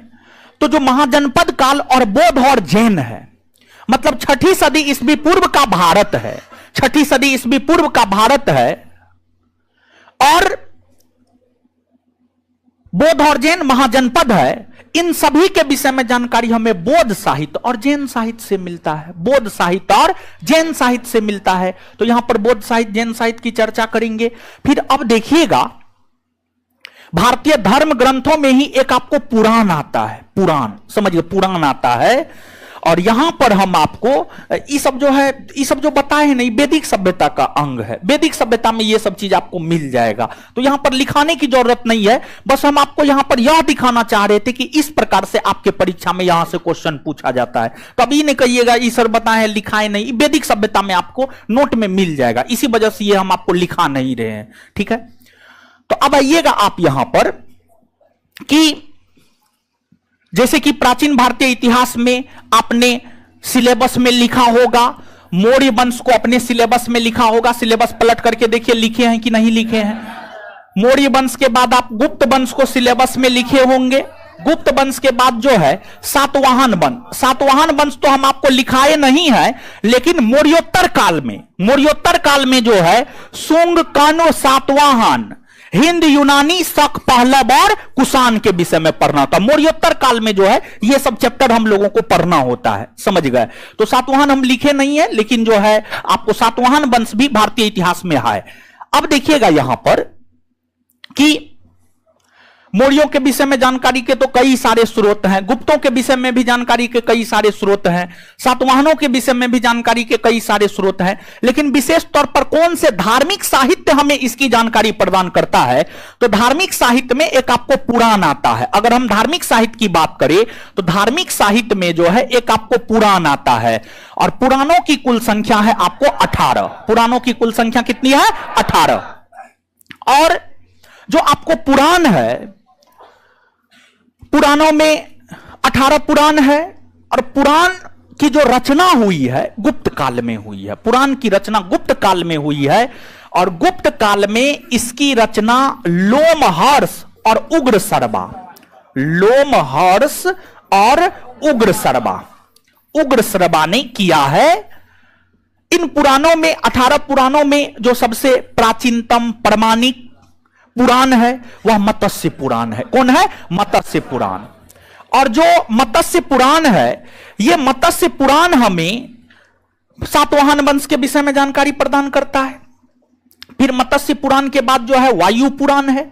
वायु पुराण को आप देखिएगा तो जो वायु पुराण है वह आपको गुप्त वंश के विषय में जानकारी प्रदान करता है। और इसके बाद विष्णु पुराण है। जो विष्णु पुराण है यह हमें मौर्य वंश के विषय में जानकारी प्रदान करता है, मौर्य वंश के विषय में जानकारी प्रदान करता है। और ध्यान रहे यहां पर एक बात और, धार्मिक साहित्यों में पुराण, धार्मिक साहित्यों में पुराण एक ऐसा धार्मिक साहित्य है जो भारतीय इतिहास का क्रमबद्ध विवरण या क्रमबद्ध जानकारी हमें प्रदान करता है। मतलब और धार्मिक साहित्य को देखेंगे तो एज इट इज लिखा हुआ है, लेकिन पुराणों में जो भारत का इतिहास वर्णित है वह स्टेप बाय स्टेप लिखा हुआ है। मतलब जैसे विष्णु पुराण को पढ़िएगा तो उसमें पहले चंद्रगुप्त मौर्य की चर्चा होगी, फिर बिंदुसार की चर्चा होगी, फिर अशोक की चर्चा होगी। वायु पुराण में आप देखेंगे तो पहले चंद्रगुप्त प्रथम की चर्चा होगी, फिर समुद्रगुप्त, फिर चंद्रगुप्त द्वितीय, फिर कुमारगुप्त प्रथम, तो क्रमबद्ध तरीका से। फिर मत्स्य पुराण में देखिएगा तो यज्ञश्री सातकर्णी, गौतमी सातकर्णी, वशिष्ठी, पुलुमावी, सबके क्रमबद्ध तरीका से इतिहास आपको देखने को मिलेगा। तो कहने का मतलब यह क्वेश्चन पूछा जा सकता है, काफी अच्छा क्वेश्चन है। देखिए कंपटीशन में, जनरल कंपटीशन में आपको थोड़ा सा अपने दिमाग को ब्रॉड रखना होगा, ओपन रखना होगा, इनिशिएटिव बनना होगा आपको। और देखिए जब यह क्वेश्चन पूछ सकता है कि रामनाथ कोविंद केमे क्रम के राष्ट्रपति बने थे, तो कुछ भी आपसे आपके परीक्षा में पूछ सकता है।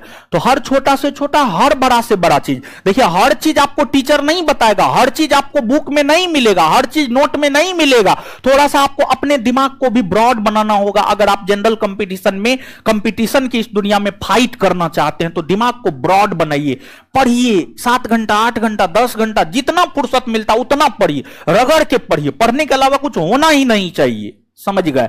दिमाग लगाइए और सीधे भैंस की तरह नहीं पढ़ना है, थोड़ा सा दिमाग लगाना है। जैसे हम देखते हैं, हम बोलते हैं ना, यहां से देखिए ये क्वेश्चन पूछा है, ये पूछा जा सकता है, ये नहीं पूछा है, समझ गए? तो हम किताब कॉपी देखते हैं, इसी वजह से ये सब बात बोल पाते हैं। अगर हम किताब कॉपी नहीं देखते तो हम थोड़े बोल पाते। तो जैसे हम अपने आप को जो है बनाए हुए हैं वैसे ही आप भी बनिए, तभी कुछ होने वाला है। तो आपसे पूछा जा सकता है निम्नलिखित में से कौन ऐसे साहित्य है जो हमें भारतीय इतिहास की क्रमबद्ध जानकारी प्रदान करता है? ऑप्शन ए में वेद, ऑप्शन बी में महाकाव्य, ऑप्शन सी में पुराण, ऑप्शन सी में स्मृति ग्रंथ। तो आंसर क्या होगा? पुराण। क्या होगा? पुराण होगा। ठीक है, पुराण होगा। तो इसको आप याद रखिएगा। तो प्राचीन भारतीय इतिहास में ये सब चैप्टर पढ़ना होता है और ये सब चैप्टर के विषय में जानकारी ये सब पुराण जो है हमें देता है। तो कहीं ना कहीं प्राचीन भारतीय इतिहास की जानकारी हमें पुराणों से भी प्राप्त होती है। इसके अलावे प्राचीन भारतीय इतिहास में आप जो है बौद्ध जैन को पढ़ते हैं तो बौद्ध जैन के विषय में जानकारी का जो स्रोत है, बौद्ध धर्म के विषय में जानकारी का स्रोत बौद्ध साहित्य है, बौद्ध साहित्य है। और ध्यान रहे कि बौद्ध साहित्य सिर्फ हमें बौद्ध धर्म के विषय में जानकारी नहीं देता है, बल्कि जो बौद्ध साहित्य है वह हमें कई राजवंशों के विषय में भी जानकारी देता है। जैसे कि बौद्ध साहित्य दीपवंश, महावंश, दीपवंश, महावंश नामक जो बौद्ध साहित्य है वह हमें मौर्य वंश के विषय में जानकारी प्रदान करता है। और जिन भी शासकों ने बौद्ध धर्म को अपनाया उनके विषय में भी जानकारी हमें बौद्ध साहित्य देता है। जैसे हर्षवर्धन ने बौद्ध धर्म को अपनाया है। जैसे कुषाण वंश के कनिष्क ने बौद्ध धर्म को अपनाया है, तो कनिष्क के विषय में भी जानकारी हमें बौद्ध साहित्य देता है। हर्षवर्धन के विषय में जानकारी हमें बौद्ध साहित्य देता है। तो जो बौद्ध साहित्य है, हर बौद्ध आप देखेंगे, देखिए आप सोचते नहीं है। जैसे देखिए बौद्ध धर्म, जैन धर्म, ये दोनों ऐसा, ये ऐसा चैप्टर है, 2-3 चैप्टर का नाम ले रहे हैं इतिहास में। बौद्ध जैन, भक्ति सूफी आंदोलन, 18वीं 19वीं सदी में सामाजिक धार्मिक सुधार आंदोलन, ये तीनों ऐसा चैप्टर है कि ये 3 चैप्टर से क्वेश्चन इतिहास नहीं पूछेगा ना तो यह माना जाता है कि इतिहास से क्वेश्चन नहीं पूछा गया है। मतलब ये सब चैप्टर आपका स्ट्रांग होना चाहिए, और यहां से क्वेश्चन पूछेगा ही पूछेगा, क्योंकि इन चैप्टरों का संबंध सिर्फ अपने आप से नहीं है, बल्कि इन चैप्टरों का संबंध आप देखेंगे बौद्ध जैन का संबंध पूरे प्राचीन भारतीय इतिहास से है, भक्ति सूफी आंदोलन का संबंध पूरे मध्यकालीन भारतीय इतिहास से है, और 19वीं 20वीं सदी का सामाजिक धार्मिक सुधार आंदोलन का संबंध पूरे आधुनिक भारतीय इतिहास से है। मतलब वैसा चैप्टर जिसका कनेक्शन इतने ब्रॉड एरिया से हो, वहां से क्वेश्चन ना आए ऐसा पॉसिबल ही नहीं है। समझ गए? तो क्वेश्चन बैंक, आप बिहार दरोगा का क्वेश्चन बैंक पलट करके देखिएगा तो आपको मिल जाएगा। इन चैप्टरों से प्रश्न रहते ही रहते हैं, नहीं रहने का कोई सवाल ही नहीं है, 100% रहेगा। समझ गए? तो अब नीचे से लिखिए तो थोड़ा सा, हेडिंग मारिएगा पुराण, पुराण, पुराण, हेडिंग मारिएगा पुराण, पुराण।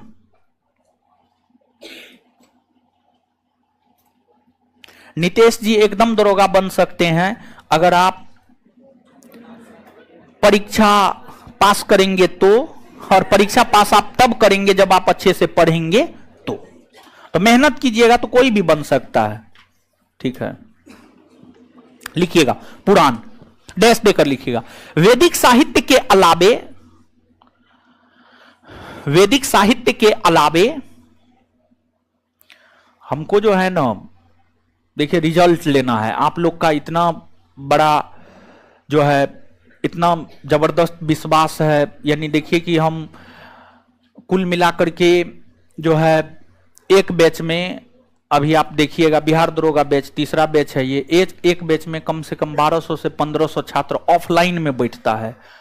ऑनलाइन में भी हर बैच में आपको 5000 के अप्रॉक्स में जो है बच्चा ऑनलाइन भी पढ़ता है। तो इतने सारे लोग जुड़े हैं तो उनका एक जो है विश्वास है, इसलिए लोग जुड़े हैं। तो अब जानते हैं, हम खुद नहीं सोच पा रहे हैं कि हमको तो क्या करवाना है उतना पता है, लेकिन आपका इतना बेहतर रिस्पॉन्स है कि हम खुद सोचने पर मजबूर हो रहे हैं कि और क्या से क्या करवा दे। समझ गए? कि ताकि जो है आप बेहतर से बेहतर हो जाए। और अब तो जिम्मेदारी और भी ज्यादा बढ़ गया है, बहुत कुछ करवाएंगे, लेकिन यहाँ पे जगह का इतना प्रॉब्लम है ना, हम आपको क्या बताएं। जगह को लेकर जो है ना मात खा जाते हैं, लेकिन फिर भी 1-2 दिन सप्ताह में मेरे पास रिजर्व है, सैटरडे संडे। जो भी एक्स्ट्रा करवाएंगे सैटरडे संडे को करवाएंगे और जल्दी शुरू कर देंगे। ठीक है, जल्दी शुरू कर देंगे, क्योंकि इंतजार करने में भलाई नहीं है। क्योंकि हम उस रोज पूछे थे तो मैक्सिमम न्यू कमर है, और न्यू कमर पर जो है बहुत ज्यादा मेहनत करना होगा। जो 1-2 बार पढ़े लिखे हैं उन पर तो बहुत ज्यादा मेहनत की जरूरत नहीं है, लेकिन जो एकदम न्यू कमर है उस पर बहुत ज्यादा मेहनत की जरूरत है। समझ गए? और संस्थान से मैक्सिमम न्यू कमर ही जुड़ते हैं, और एक बार दिमाग उनका खाली रहता है, एक बार में जो बकते हैं, जो बताते हैं दिमाग में घुस जाता है, याद रख लेता है, परीक्षा क्रैक करके आ जाता है। मैक्सिमम न्यू कमर का रिजल्ट ही हमारे यहां से होता है। समझ गए? पुराना सब तो अपना दिमाग में इतना कचरा भर लेता है ना, उसको समझाते हैं बायां तो समझेगा दायां। समझे? तो सब चीज डिलीट करके आइए, एकदम ब्लैंक पूरा, और जो बोलते हैं वो कीजिए। समझे? और देखिए, जानते हैं बिहार दरोगा परीक्षा कुछ नहीं है, इतना बात हमको समझ में आ गया है। समझे? क्वेश्चन पे पकड़ जितना बेहतर, क्वेश्चन जितना, बहुत क्वेश्चन हम आपको करवाएंगे, हम आपको काउंट नहीं करेंगे, इतना क्वेश्चन करवा देंगे ना। खाली आप याद रख लीजिएगा ना, क्वेश्चन आएगा तो आपको जो करवाएंगे वहीं से आएगा। 100% नहीं, लेकिन जितना रिजल्ट चाहिए उतना। ठीक है, 100% लड़ जाएगा तो फिर दिक्कत है, भारी दिक्कत, केस उस हो जाएगा महाराज। शिक्षा मंत्री तो हम ही लोग के साइड का है, जान पहचान है बढ़िया से शिक्षा मंत्री। लिखिए, वैदिक साहित्य के अलावे, वैदिक साहित्य के अलावे क्वेश्चन पे प्रैक्टिस खूब करवाएंगे, आप विश्वास रखिए, ठीक है। और इतना क्वेश्चन प्रैक्टिस करवाएंगे ना, आप अंतिम तक देखिएगा ना, इतना क्वेश्चन प्रैक्टिस करवाएंगे कि रिजल्ट आप खुद दे दीजिएगा, समझे। लिखिए, वैदिक साहित्य के अलावे पुराण, पुराण भी हमें, वैदिक साहित्य के अलावे पुराण भी हमें, पुराण भी हमें, वैदिक साहित्य के अलावे पुराण भी हमें, पुराण भी हमें प्राचीन भारतीय इतिहास के विषय में जानकारी प्रदान करता है, प्राचीन भारतीय इतिहास के विषय में जानकारी प्रदान करता है,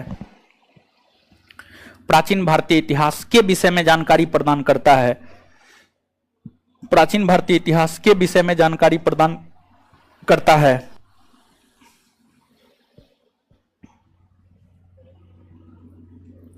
उसी में भारतीय इतिहास,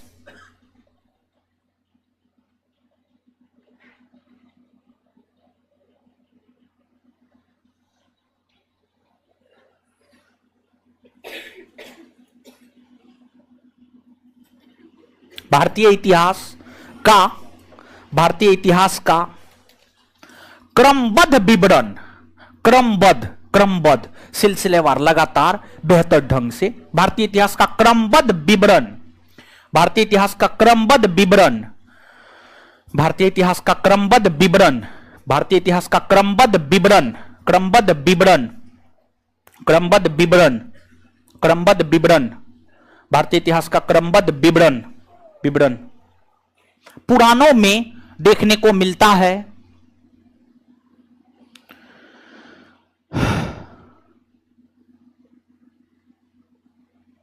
इसकी संख्या 18 है, इसकी संख्या 18 है, इसकी संख्या 18 है, 18 है। इसकी रचना गुप्त काल में, इसकी रचना गुप्त काल में, इसकी रचना गुप्त काल में, इसकी रचना गुप्त काल में, इसकी रचना गुप्त काल में लोमहर्ष, लोमहर्ष और उग्र सर्वा, लोमहर्ष और उग्र सर्वा, लोमहर्ष और उग्र सर्वा, लोमहर्ष और उग्र सर्वा, लोमहर्ष और उग्र सर्वा, लोमहर्ष और उग्र सर्वा, उग्र सर्वा, उग्र सर्वा, उग्र सर्वा ने की है, लोमहर्ष और उग्र सर्वा ने की है, लोमहर्ष और उग्र सर्वा ने की है।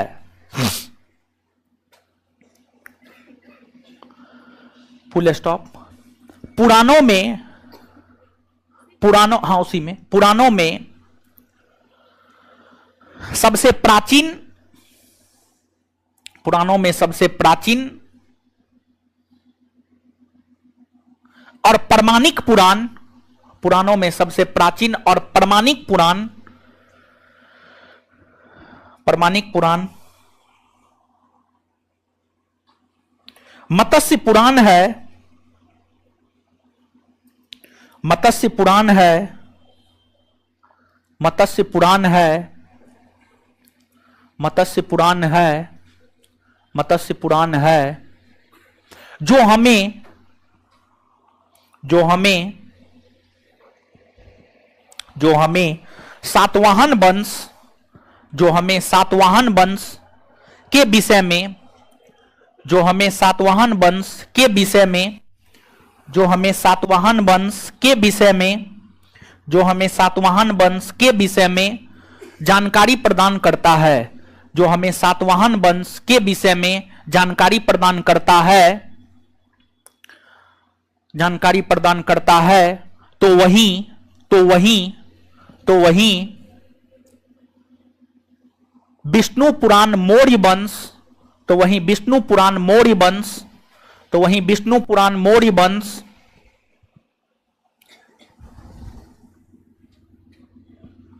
और वायु पुराण गुप्त वंश, और वायु पुराण गुप्त वंश, और वायु पुराण गुप्त वंश के विषय में जानकारी प्रदान करता है, वायु पुराण गुप्त वंश के विषय में जानकारी प्रदान करता है।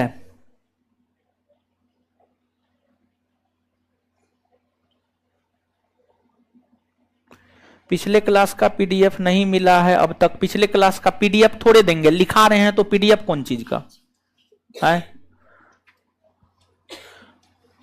लिखा रहे हैं ना जी, तो पीडीएफ कौन चीज का? ठीक है, चलिए फुल स्टॉप। अब इसके बाद आगे हेडिंग मारिएगा, बौद्ध साहित्य और जैन साहित्य। बौद्ध साहित्य और जैन साहित्य से भी हमें भारतीय इतिहास के विषय में जानकारी प्राप्त होता है। बौद्ध साहित्य और जैन साहित्य, बौद्ध साहित्य और जैन साहित्य, बौद्ध साहित्य और जैन साहित्य, बौद्ध साहित्य और जैन साहित्य। देखिए, ध्यान दीजिएगा, आइएगा आप यहां पे, आइएगा अब आप यहां पे बौद्ध साहित्य। अगर हम बौद्ध साहित्य को देखें तो बौद्ध साहित्यों में जो सबसे प्राचीनतम बौद्ध साहित्य है, जो सबसे प्राचीनतम बौद्ध साहित्य है, वह है आपको त्रिपिटक। त्रिपिटक, त्रिपिटक, त्रिपिटक, त्रिपिटक। और त्रिपिटक के अंतर्गत जो है सूत पिटक, विनय पिटक और अभिधम पिटक। अभिधम पिटक, अभिधम पिटक आता है। और ध्यान रहे कि ये जो पिटक, त्रिपिटक है, सूत पिटक, विनय पिटक, अभिधम पिटक। पिटक का मतलब क्या होता है जानते हैं? पिटक का मतलब होता है टोकरी, समझिए, टोकरी। पिटक का मतलब टोकरी होता है। सूत पिटक, विनय पिटक, अभिधम पिटक, यह त्रिपिटक मूल तौर पर पाली भाषा में लिखा गया था। जो त्रिपिटक है यह मूल तौर पर आपको पाली भाषा में लिखा गया था, पाली भाषा में लिखा गया था।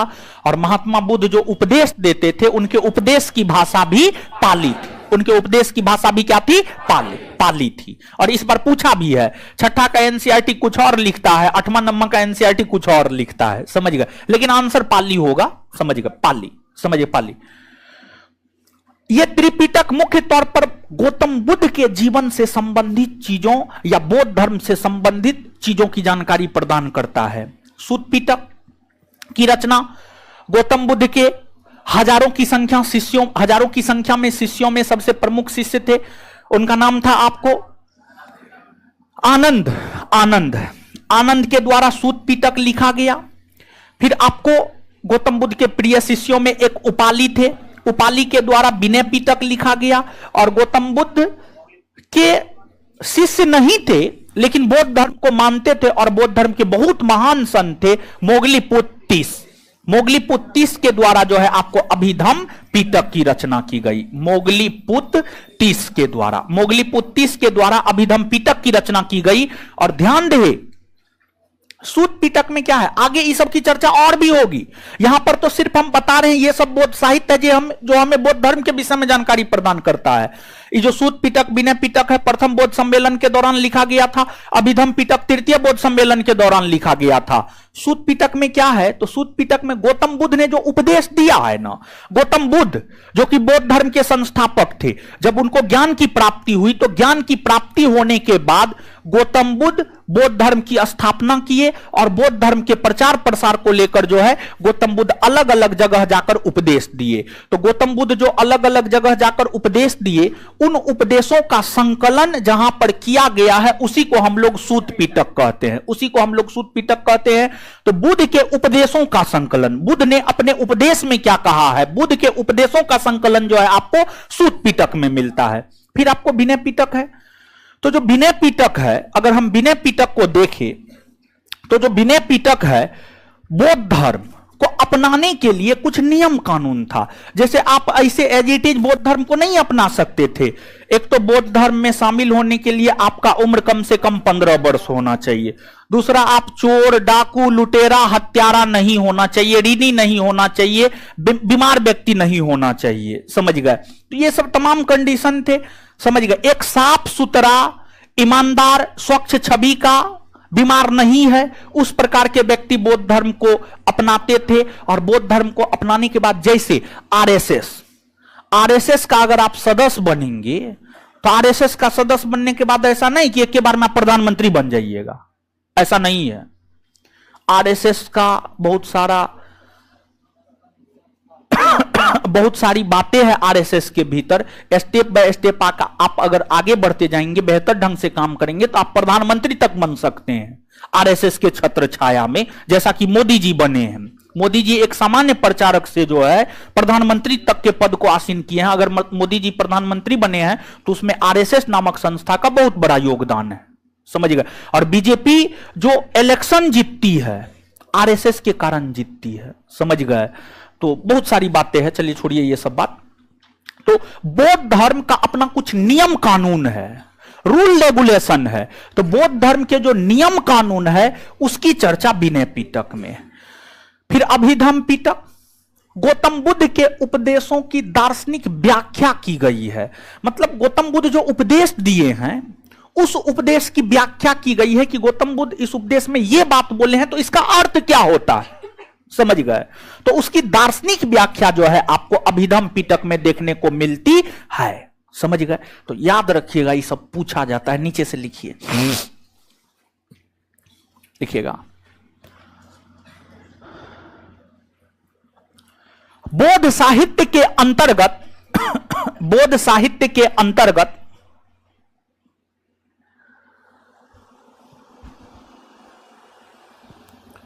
बौद्ध साहित्य के अंतर्गत सबसे प्रमुख त्रिपिटक है। सबसे प्रमुख त्रिपिटक है बौद्ध साहित्य के अंतर्गत, सबसे प्रमुख त्रिपिटक है, सबसे प्रमुख त्रिपिटक है।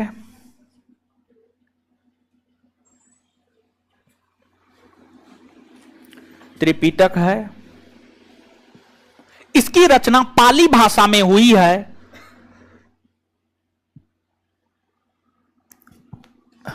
इसकी रचना पाली भाषा में हुई है, पाली भाषा में हुई है।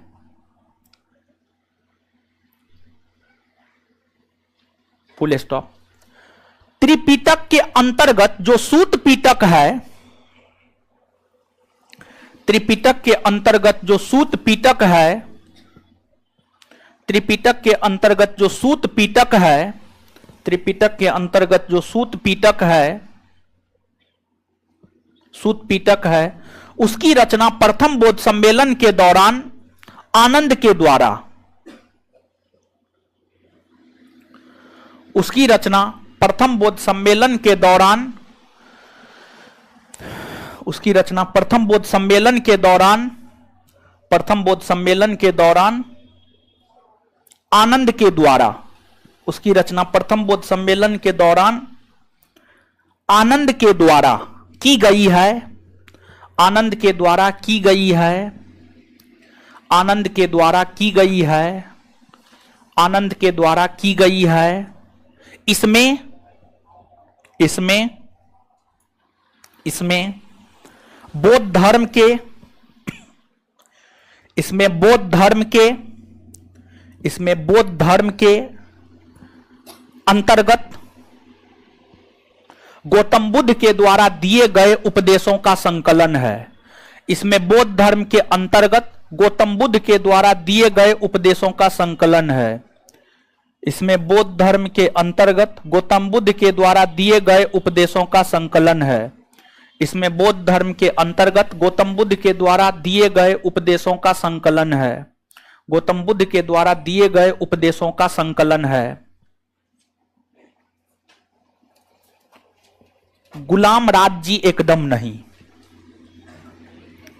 उसी में, या पैराग्राफ चेंज करके लिखिएगा, पैराग्राफ चेंज करके लिखिएगा, पैराग्राफ चेंज करके उसी में लिखिएगा। विनय पिटक की रचना, विनय पिटक की रचना, विनय पिटक की रचना, विनय पिटक की रचना, विनय पिटक की रचना, विनय पिटक की रचना, विनय पिटक की रचना प्रथम बौद्ध सम्मेलन के दौरान, विनय पिटक की रचना प्रथम बौद्ध सम्मेलन के दौरान उपाली के द्वारा किया गया, उपाली के द्वारा किया गया। विनय पिटक की रचना प्रथम बौद्ध सम्मेलन के दौरान उपाली के द्वारा किया गया। विनय पिटक की रचना प्रथम बौद्ध सम्मेलन के दौरान उपाली के द्वारा किया गया। इसमें बौद्ध धर्म के नियम और कानूनों का संग्रह है। इसमें बौद्ध धर्म के नियम और कानूनों का संग्रह है। इसमें बौद्ध धर्म के नियम और कानूनों का संग्रह है। बौद्ध धर्म के नियम और कानूनों का संग्रह है। नियम और कानूनों का संग्रह है। वहीं अभिधम पिटक की रचना, वहीं अभिधम पिटक की रचना, अभिधम पिटक की रचना, अभिधम पिटक की रचना, अभिधम पिटक की रचना, अभिधम पिटक की रचना, अभिधम पिटक की रचना, अभिधम पिटक की रचना तृतीय बौद्ध सम्मेलन के दौरान, तृतीय बौद्ध सम्मेलन के दौरान, तृतीय बौद्ध सम्मेलन के दौरान मिथुन कुमार सहनी जो लिखाते हैं उसका कोई पीडीएफ नहीं मिलेगा। पहला चैप्टर हम आपको बोले हैं लिखा करके पढ़ाएंगे, दूसरा चैप्टर से पीडीएफ मिलेगा पूरा का। बौद्ध संगीति के दौरान मोगलीपित्तिस के द्वारा है तो लिखे जो लिखाते हैं उन्हें लिखते हैं वो। अभिधम पिटक की रचना तृतीय बौद्ध सम्मेलन के दौरान मोगलीपुत्तिस ने किया। मोगलीपुत्तिस ने किया। मोगलीपुत्तिस ने किया। इसमें इसमें इसमें इसमें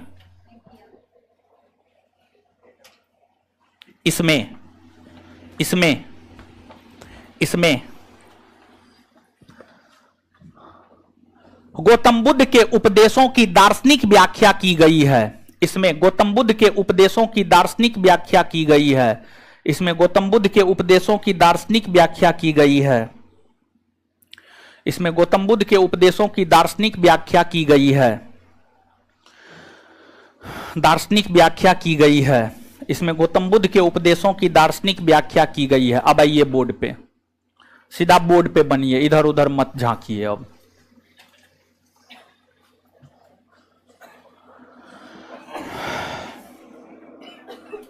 बताइए, आइए बोर्ड पे मेरे साथ याद कीजिए। गायत्री मंत्र ऋग्वेद के किस मंडल में, किस मंडल में है? गायत्री मंत्र के रचयिता विश्वामित्र। गायत्री मंत्र के रचयिता, गायत्री मंत्र के रचयिता। कृषि का उल्लेख किस मंडल में? कृषि, कृषि चौथा, कृषि विष्णु सातवां, विष्णु, विष्णु सोम देवता, सोम देवता। ब्रह्मा और चातुस्वर्ण समाज, ब्रह्मा और चातुस्वर्ण समाज।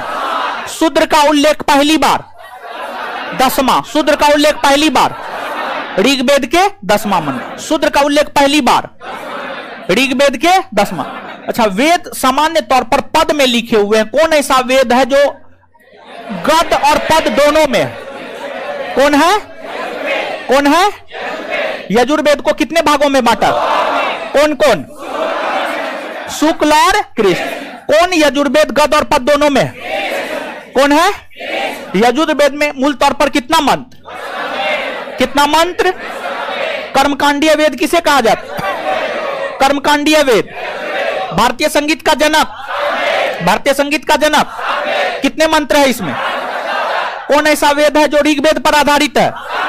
कौन ऐसा वेद है जो ऋग्वेद पर आधारित? सबसे बाद का वेद अथर्ववेद में कितने अध्याय, कितने श्लोक, कितने मंत्र? रोग निवारण तंत्र मंत्र जादू टोना किसमें है? किसमें है? अथर्ववेद। ऋग्वेद के ऊपर कौन सा उपवेद? ऋग्वेद के ऊपर कौन सा उपवेद? यजुर्वेद के ऊपर, यजुर्वेद के ऊपर, सामवेद के ऊपर, सामवेद के ऊपर, अथर्ववेद के ऊपर, अथर्ववेद के ऊपर। ऋग्वेद के ऊपर कौन सा ब्राह्मण ग्रंथ? ऋग्वेद के ऊपर कौन सा ब्राह्मण ग्रंथ? यजुर्वेद के ऊपर, यजुर्वेद के ऊपर, सामवेद के ऊपर, सामवेद के ऊपर, अथर्ववेद के ऊपर, अथर्ववेद के ऊपर।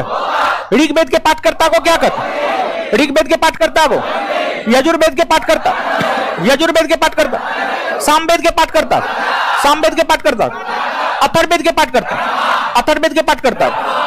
चलिए आगे बता, चार आश्रम, मनुष्य के चार आश्रम के विषय में जानकारी कौन? उपनिषद, जबालोपनिषद। चार आश्रम के विषय में जानकारी कौन? जबालोपनिषद। ऋण कितने प्रकार के होते?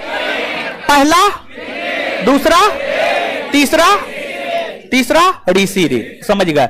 आगे भारतीय इतिहास का क्रमबद्ध विवरण कहां मिलता है? कहां मिलता है? पुराणों की संख्या, पुराणों की संख्या। पुराण किस काल में लिखे गए? किस काल में लिखे गए? किसने लिखा है? किसने लिखा है? सबसे प्राचीन और प्रमाणिक पुराण, सबसे प्राचीन और प्रमाणिक पुराण मत्स्य पुराण से कौन वंश के विषय? वायु पुराण से, वायु पुराण से, विष्णु पुराण से, विष्णु पुराण से। चलिए, बौद्धों का सबसे पवित्र एवं प्राचीनतम साहित्य कौन है? त्रिपिटक की रचना किस भाषा में? किस भाषा में? त्रिपिटक के अंतर्गत क्या क्या आता है? सूत पिटक, विनय पिटक और सूत पिटक के रचयिता, विनय पिटक के रचयिता, अभिधम पिटक के रचयिता। एक बार फिर से, सूत पिटक के रचयिता, विनय पिटक के रचयिता, अभिधम पिटक के रचयिता। चलिए पढ़िए, मन से पढ़िए। दीजिए होमवर्क, होमवर्क कुछ दिए थे? नहीं दिए थे? दिए थे।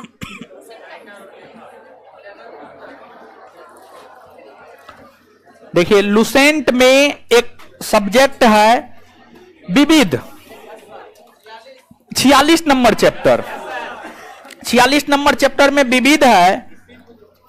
46 नंबर चैप्टर में पुस्तक लेखक है, पुस्तक लेखक है। इसमें परवर सेन द्वितीय से लेकर खुशबंत सिंह तक दिए थे, परवर सिंह द्वितीय से लेकर खुशबंत सिंह।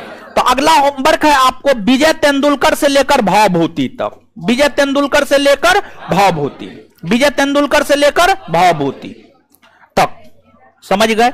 अब पूछते हैं, जवाब दीजिए फटाफट। जिससे पूछेंगे पहले वही जवाब दीजिएगा, और फिर आगे नहीं जवाब दे पाइएगा तो फिर तो 1 बाय 1, फिर तो सम्मिलित रूप से ही पूछेंगे। वेरण्य शतक के रचयिता, वेरण्य शतक के रचयिता भर्तृहरि। बहुत बढ़िया, बैठ जाइए।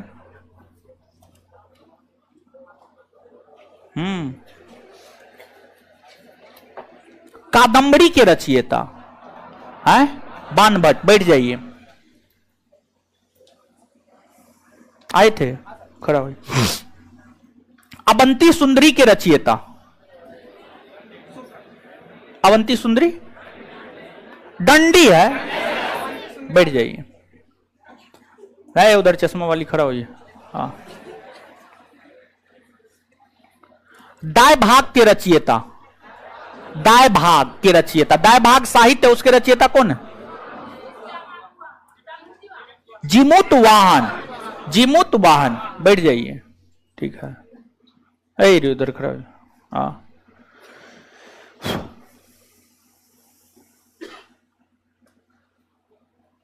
कल्चर इन द वेनिटी वेग के रचयिता नीरज चंद्र चौधरी। बैठ जाइए। चलिए जवाब दीजिए तो अब एक बार आप लोग। इंदिरा गांधी रिटर्न्स, खुशबंत सिंह। इंदिरा गांधी रिटर्न, सेतुबंद, परवर सेन, सेतुबंद, पंचतंत्र, प्रेम वाटिका, मृक्ष कटिकम, शूद्रक, कामसूत्र, वात्सायन, दाय भाग, नेचुरल हिस्ट्री, 10 कुमार चरितम, अवंती सुंदरी, दंडी, बुद्ध चरितम, अश्वघोष, कादंबरी, अमरकोश, शाहनामा, साहित्य लहरी, सूरसागर, हुमायूं नामा, नीति शतक, श्रृंगार Shatak, Vairagya Shatak, Hinduism, Neeraj Chandra Chaudhary, Hinduism, Neeraj Chandra Chaudhary, death of a city, Amrita Pritam, Bharat Bharati, Maithili Sharan, Chandalika, Rabindranath Tagore, post office, Rabindranath Tagore. चलिए, कुछ लोग पढ़ के आए, कुछ नहीं पढ़ के आए, खैर कोई बात नहीं, हर किसी का रिजल्ट नहीं होता है। अगला होमवर्क दे दिए हैं, ठीक है। अब अभी बहुत कम होमवर्क दे रहे हैं, आगे बहुत होमवर्क मिलेगा। अब सुनिए ध्यान से 2 मिनट हमको। देखिए, आप सभी लोग देख रहे हैं कि क्लास जो हो रहा है, आज आपको विश्वास नहीं होगा, आप टेलीग्राम पे जाके देख लीजिएगा, आज हमको फाउंडेशन बैच बंद करना पड़ा है। तो देखिए, सुन लीजिए, तो अब हम बोले थे 1 सप्ताह डेमो देंगे, लेकिन अब हम डेमो देने में सक्षम नहीं हो पा रहे हैं, भीड़ भाड़ आप देख ही रहे हैं, समझ गए। तो डेमो आज से बंद किया जा रहा है। ऑनलाइन डेमो चलता रहेगा, ऑनलाइन 15 दिन 20 दिन 1 माह तक हम रख देते हैं ऑनलाइन फ्री, लेकिन ऑफलाइन हम डेमो देने में सक्षम नहीं है, आप हमको माफ कीजिएगा, ठीक है। अब जो अगला क्लास आपका होगा, कल नहीं है आपका अगला क्लास, आपका अगला क्लास है परसों, यानी शुक्रवार को है। शुक्रवार को आपका अगला क्लास कब है? शुक्रवार को। और शुक्रवार को मेरा ही क्लास होगा आपके बैच में, समझ गए। और शुक्रवार को जब आप आइएगा तो आप एडमिशन लेकर के आइएगा, तभी आपको एंट्री दिया जाएगा। तो आपको एडमिशन के लिए मात्र 1 दिन का समय दिया जा रहा है, और आज से अभी से एडमिशन प्रारंभ हो रहा है, समझिए, आज से अभी से एडमिशन प्रारंभ हो रहा है। और कल जो है, कल पूरा दिन भर एडमिशन चलेगा। और अगली बात यह है कि जो है परसों क्लास में आने से पहले तक एडमिशन चलेगा। और हमको लगता है कि जो है, अगर कल तक में ही एडमिशन फुल हो गया, जितना सीट है मेरे पास, हम उतना एडमिशन लेकर के जो है बंद कर देंगे। तो एडमिशन कभी भी बंद हो सकता है, सिर्फ आपको कल का टाइम है, 1 दिन का समय है, आप अपना एडमिशन ले लीजिए। और दूसरी बात देखिए, अगर मेहनत हम करते हैं तो जो है उचित चीज हमें मिलना चाहिए। और ऑफिस हम आपके लिए एडमिशन हेतु खोले हैं, आप इधर उधर किसी के संपर्क में जाकर के एडमिशन ना ले, बल्कि आप सीधे तौर पर ऑफिस में जाकर एडमिशन ले। और कल के डेट में जाकर अगर आप सीधे तौर पर ऑफिस में एडमिशन नहीं लेते हैं, तो कल के डेट में जाकर प्रॉब्लम होगा, तो उसका सॉल्यूशन हम नहीं करेंगे, हम क्लियरली बोल रहे हैं। आप अगर ऑफिस में डायरेक्टली एडमिशन लीजिएगा तो उसका सॉल्यूशन हम करेंगे। अगर आप किसी के थ्रू इधर उधर से एडमिशन लेते हैं तो फिर हम उसका कोई सॉल्यूशन नहीं करेंगे। और फिर आपको जो है, जैसे टेस्ट सब, अगर आप फुल पेमेंट करते हैं तो टेस्ट सब जो है, कुछ चीज ऐसा है जो कि हम आपको देते हैं, लेकिन अगर आप गलत तरीका से एडमिशन लीजिएगा तो फिर वो सब चीज से हम आपको वंचित कर देंगे, समझ गए। जो सत्य है वो सत्य है। जैसे कि 2 बैच है, वो 2 बैच में इधर उधर करके बहुत लोग एडमिशन लिया है, तो फिर उनको दिक्कतों का सामना करना पड़ रहा है।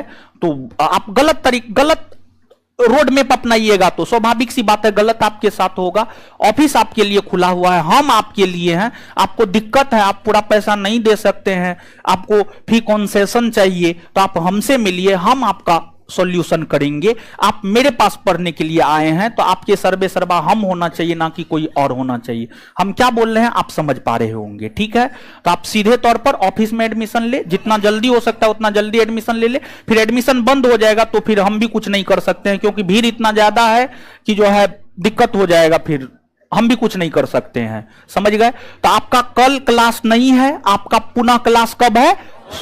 परसों। और सोमवार से पहले एडमिशन सब चीज हम क्लियर करवा देंगे, और सोमवार से आपका रेगुलर क्लास करवा देंगे, ठीक है। क्योंकि बिट्टू सर आएंगे, फिर हो हंगामा रहेगा, फिर वो क्लास नहीं लेंगे। उससे बेहतर है बंद ही कर देना, क्योंकि बिट्टू सर जो है किसी भी चीज को बर्दाश्त नहीं करते हैं।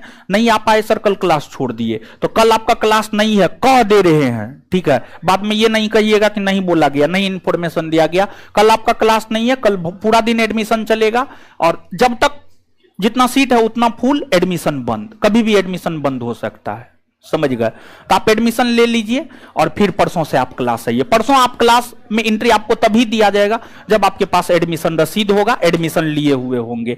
नहीं हम दे सकते हैं, बहुत ज्यादा भीड़ है, माफ कीजिएगा आप हमको इसके लिए।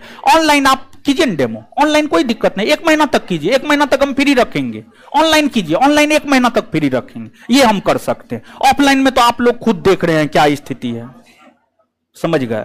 तो चलिए ठीक है, इससे आगे अगले क्लास में मिलते हैं। धन्यवाद सभी लोगों का। वहां पे टीवी लग जाएगा, टीवी लगेगा, टीवी आया हुआ है, क्लास खाली ही नहीं रहता है कि टीवी हम लगा पाए। 2 टीवी लगेगा वहां पे, 2 टीवी एक इधर लगेगा, क्लास खाली नहीं रह रहा है कि हम आपको टीवी लगाए। धन्यवाद सभी लोगों का। आराम से निकल जाइए, और कोचिंग का स्टाफ जो है लड़की लोग को सही से निकलवा दीजिएगा। लड़की लोग थोड़ा वेट कीजिए, आप है लड़की लोग को सही से निकलवाइए, ठीक है। हाँ अच्छा देख लेंगे हम, आपका देख लेंगे। एडमिशन लिए हुए हैं ना आप, तो आपको दिक्कत नहीं होगा, आप लिए हुए हैं ना। अरे हाँ हो जाएगा, हम करवा देंगे। आप तो पहले से लिए हुए हैं तो आपको हम, ठीक है, आप किसी भी रूप में हमको पैसा दे चुके हैं ना, दे चुके हैं ना, ऑनलाइन नहीं लिए हैं, आप हमको पैसा दे चुके हैं ना, तो हम आपको पढ़ाएंगे, ठीक है, आप विश्वास रखिए। ऑफलाइन हम आपको करवा देंगे, ठीक है, आपको नहीं दिक्कत होगा, ठीक है, ठीक है, हम करवा देंगे आपको, ठीक है। कोचिंग का स्टाफ लड़की को सही से निकलवाइएगा, ठीक है, लड़की के साथ दिक्कत नहीं होना चाहिए। थोड़ा लड़की लोग साइड हो जाइए, तो ये लड़का जो है आगे से जाएगा, आप थोड़ा पीछे से चले जाइएगा, ठीक है, आराम से निकल जाइए। थोड़ा लड़की लोग, ये लड़का को जगह दे दीजिएगा, तो ये जाएगा, यही आप लोग को लेके जाएगा आगे।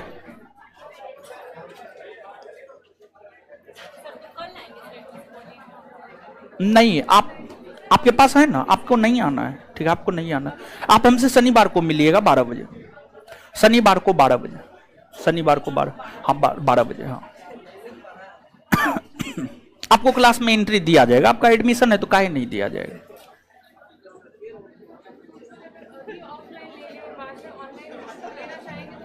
हाँ ले सकते,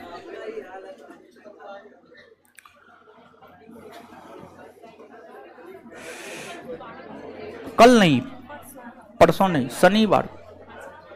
आपको नहीं, आप दिखाइएगा ना, आप ऑनलाइन वाला दिखाइएगा ना, आपको आने दे देगा, आप दिखाइएगा, आपको आने दे देगा, ठीक।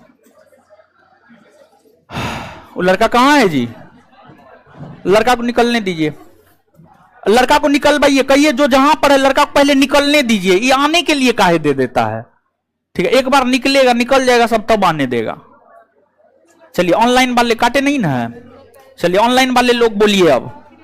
सर कब तक, खुश रही, कितना बजे तक रहेगा हमारे यहाँ आपसे मिलना, ऑनलाइन वालों को कब तक, ऑनलाइन 1 महीना तक चलेगा, आप अपना जो है 1 महीना के बाद जब भी करवाना होगा।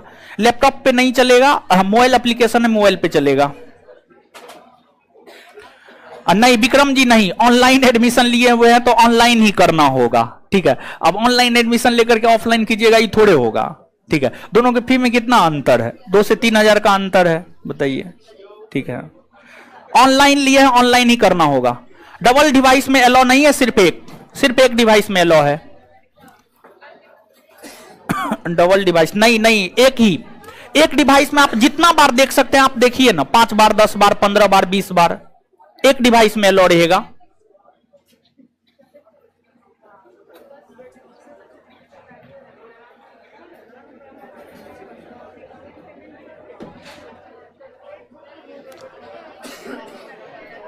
अभी रात में हम 9:30 बजे तक रहेंगे, 10 बजे तक मैक्सिमम।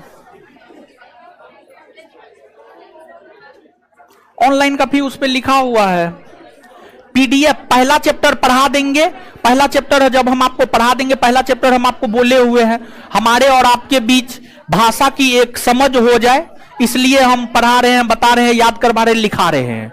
तो पहला चैप्टर जैसे ही खत्म हो जाएगा, उसके बाद पूरे इतिहास का आपको पीडीएफ मिलेगा, एप्लीकेशन पर अपलोड कर देंगे, पहला चैप्टर का कोई पीडीएफ नहीं मिलेगा।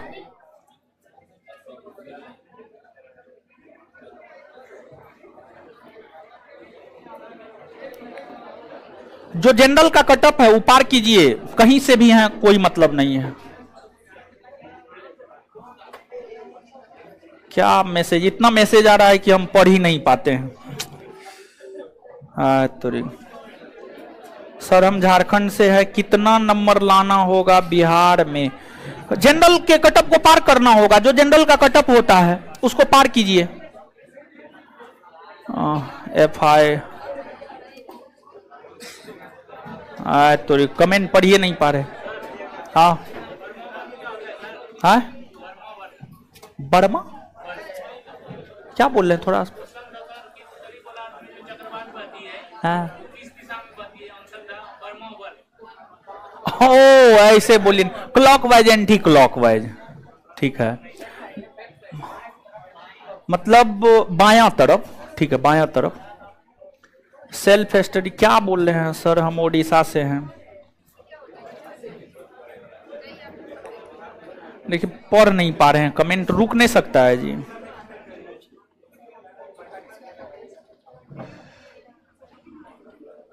ऑफिस में जाइए, कर देगा। Hello sir. तो हाँ अच्छा निकलवा देंगे, रुकिए न हो। सर हम सच कमेंट रोकिएगा। करेंट सब जो है ना, आपको जब नोटिफिकेशन आ जाएगा ना उसके बाद करेंट करवाएंगे, अभी करेंट करवाने का कोई फायदा नहीं है। मान लिया जाए कि नोटिफिकेशन जो है अभी नहीं दिया, मार्च में दिया, मान लिया जाए, तो फिर अभी से करेंट, अभी का करेंट पढ़ के क्या, तो 9:30 के बाद हमसे मिल सकते हैं। चलिए ठीक है। ये लड़का बार बार कर रहा है। कमेंट रोकिए ना एक आध गो। एगो SI मेंस मेरिट कुछ बोल रहा है, वो बार बार कर रहा है। विकास ऑफलाइन का फीस कितना है और ऑफिस में आके पता करना होगा। असाइनमेंट, चलिए ठीक है काट दीजिए।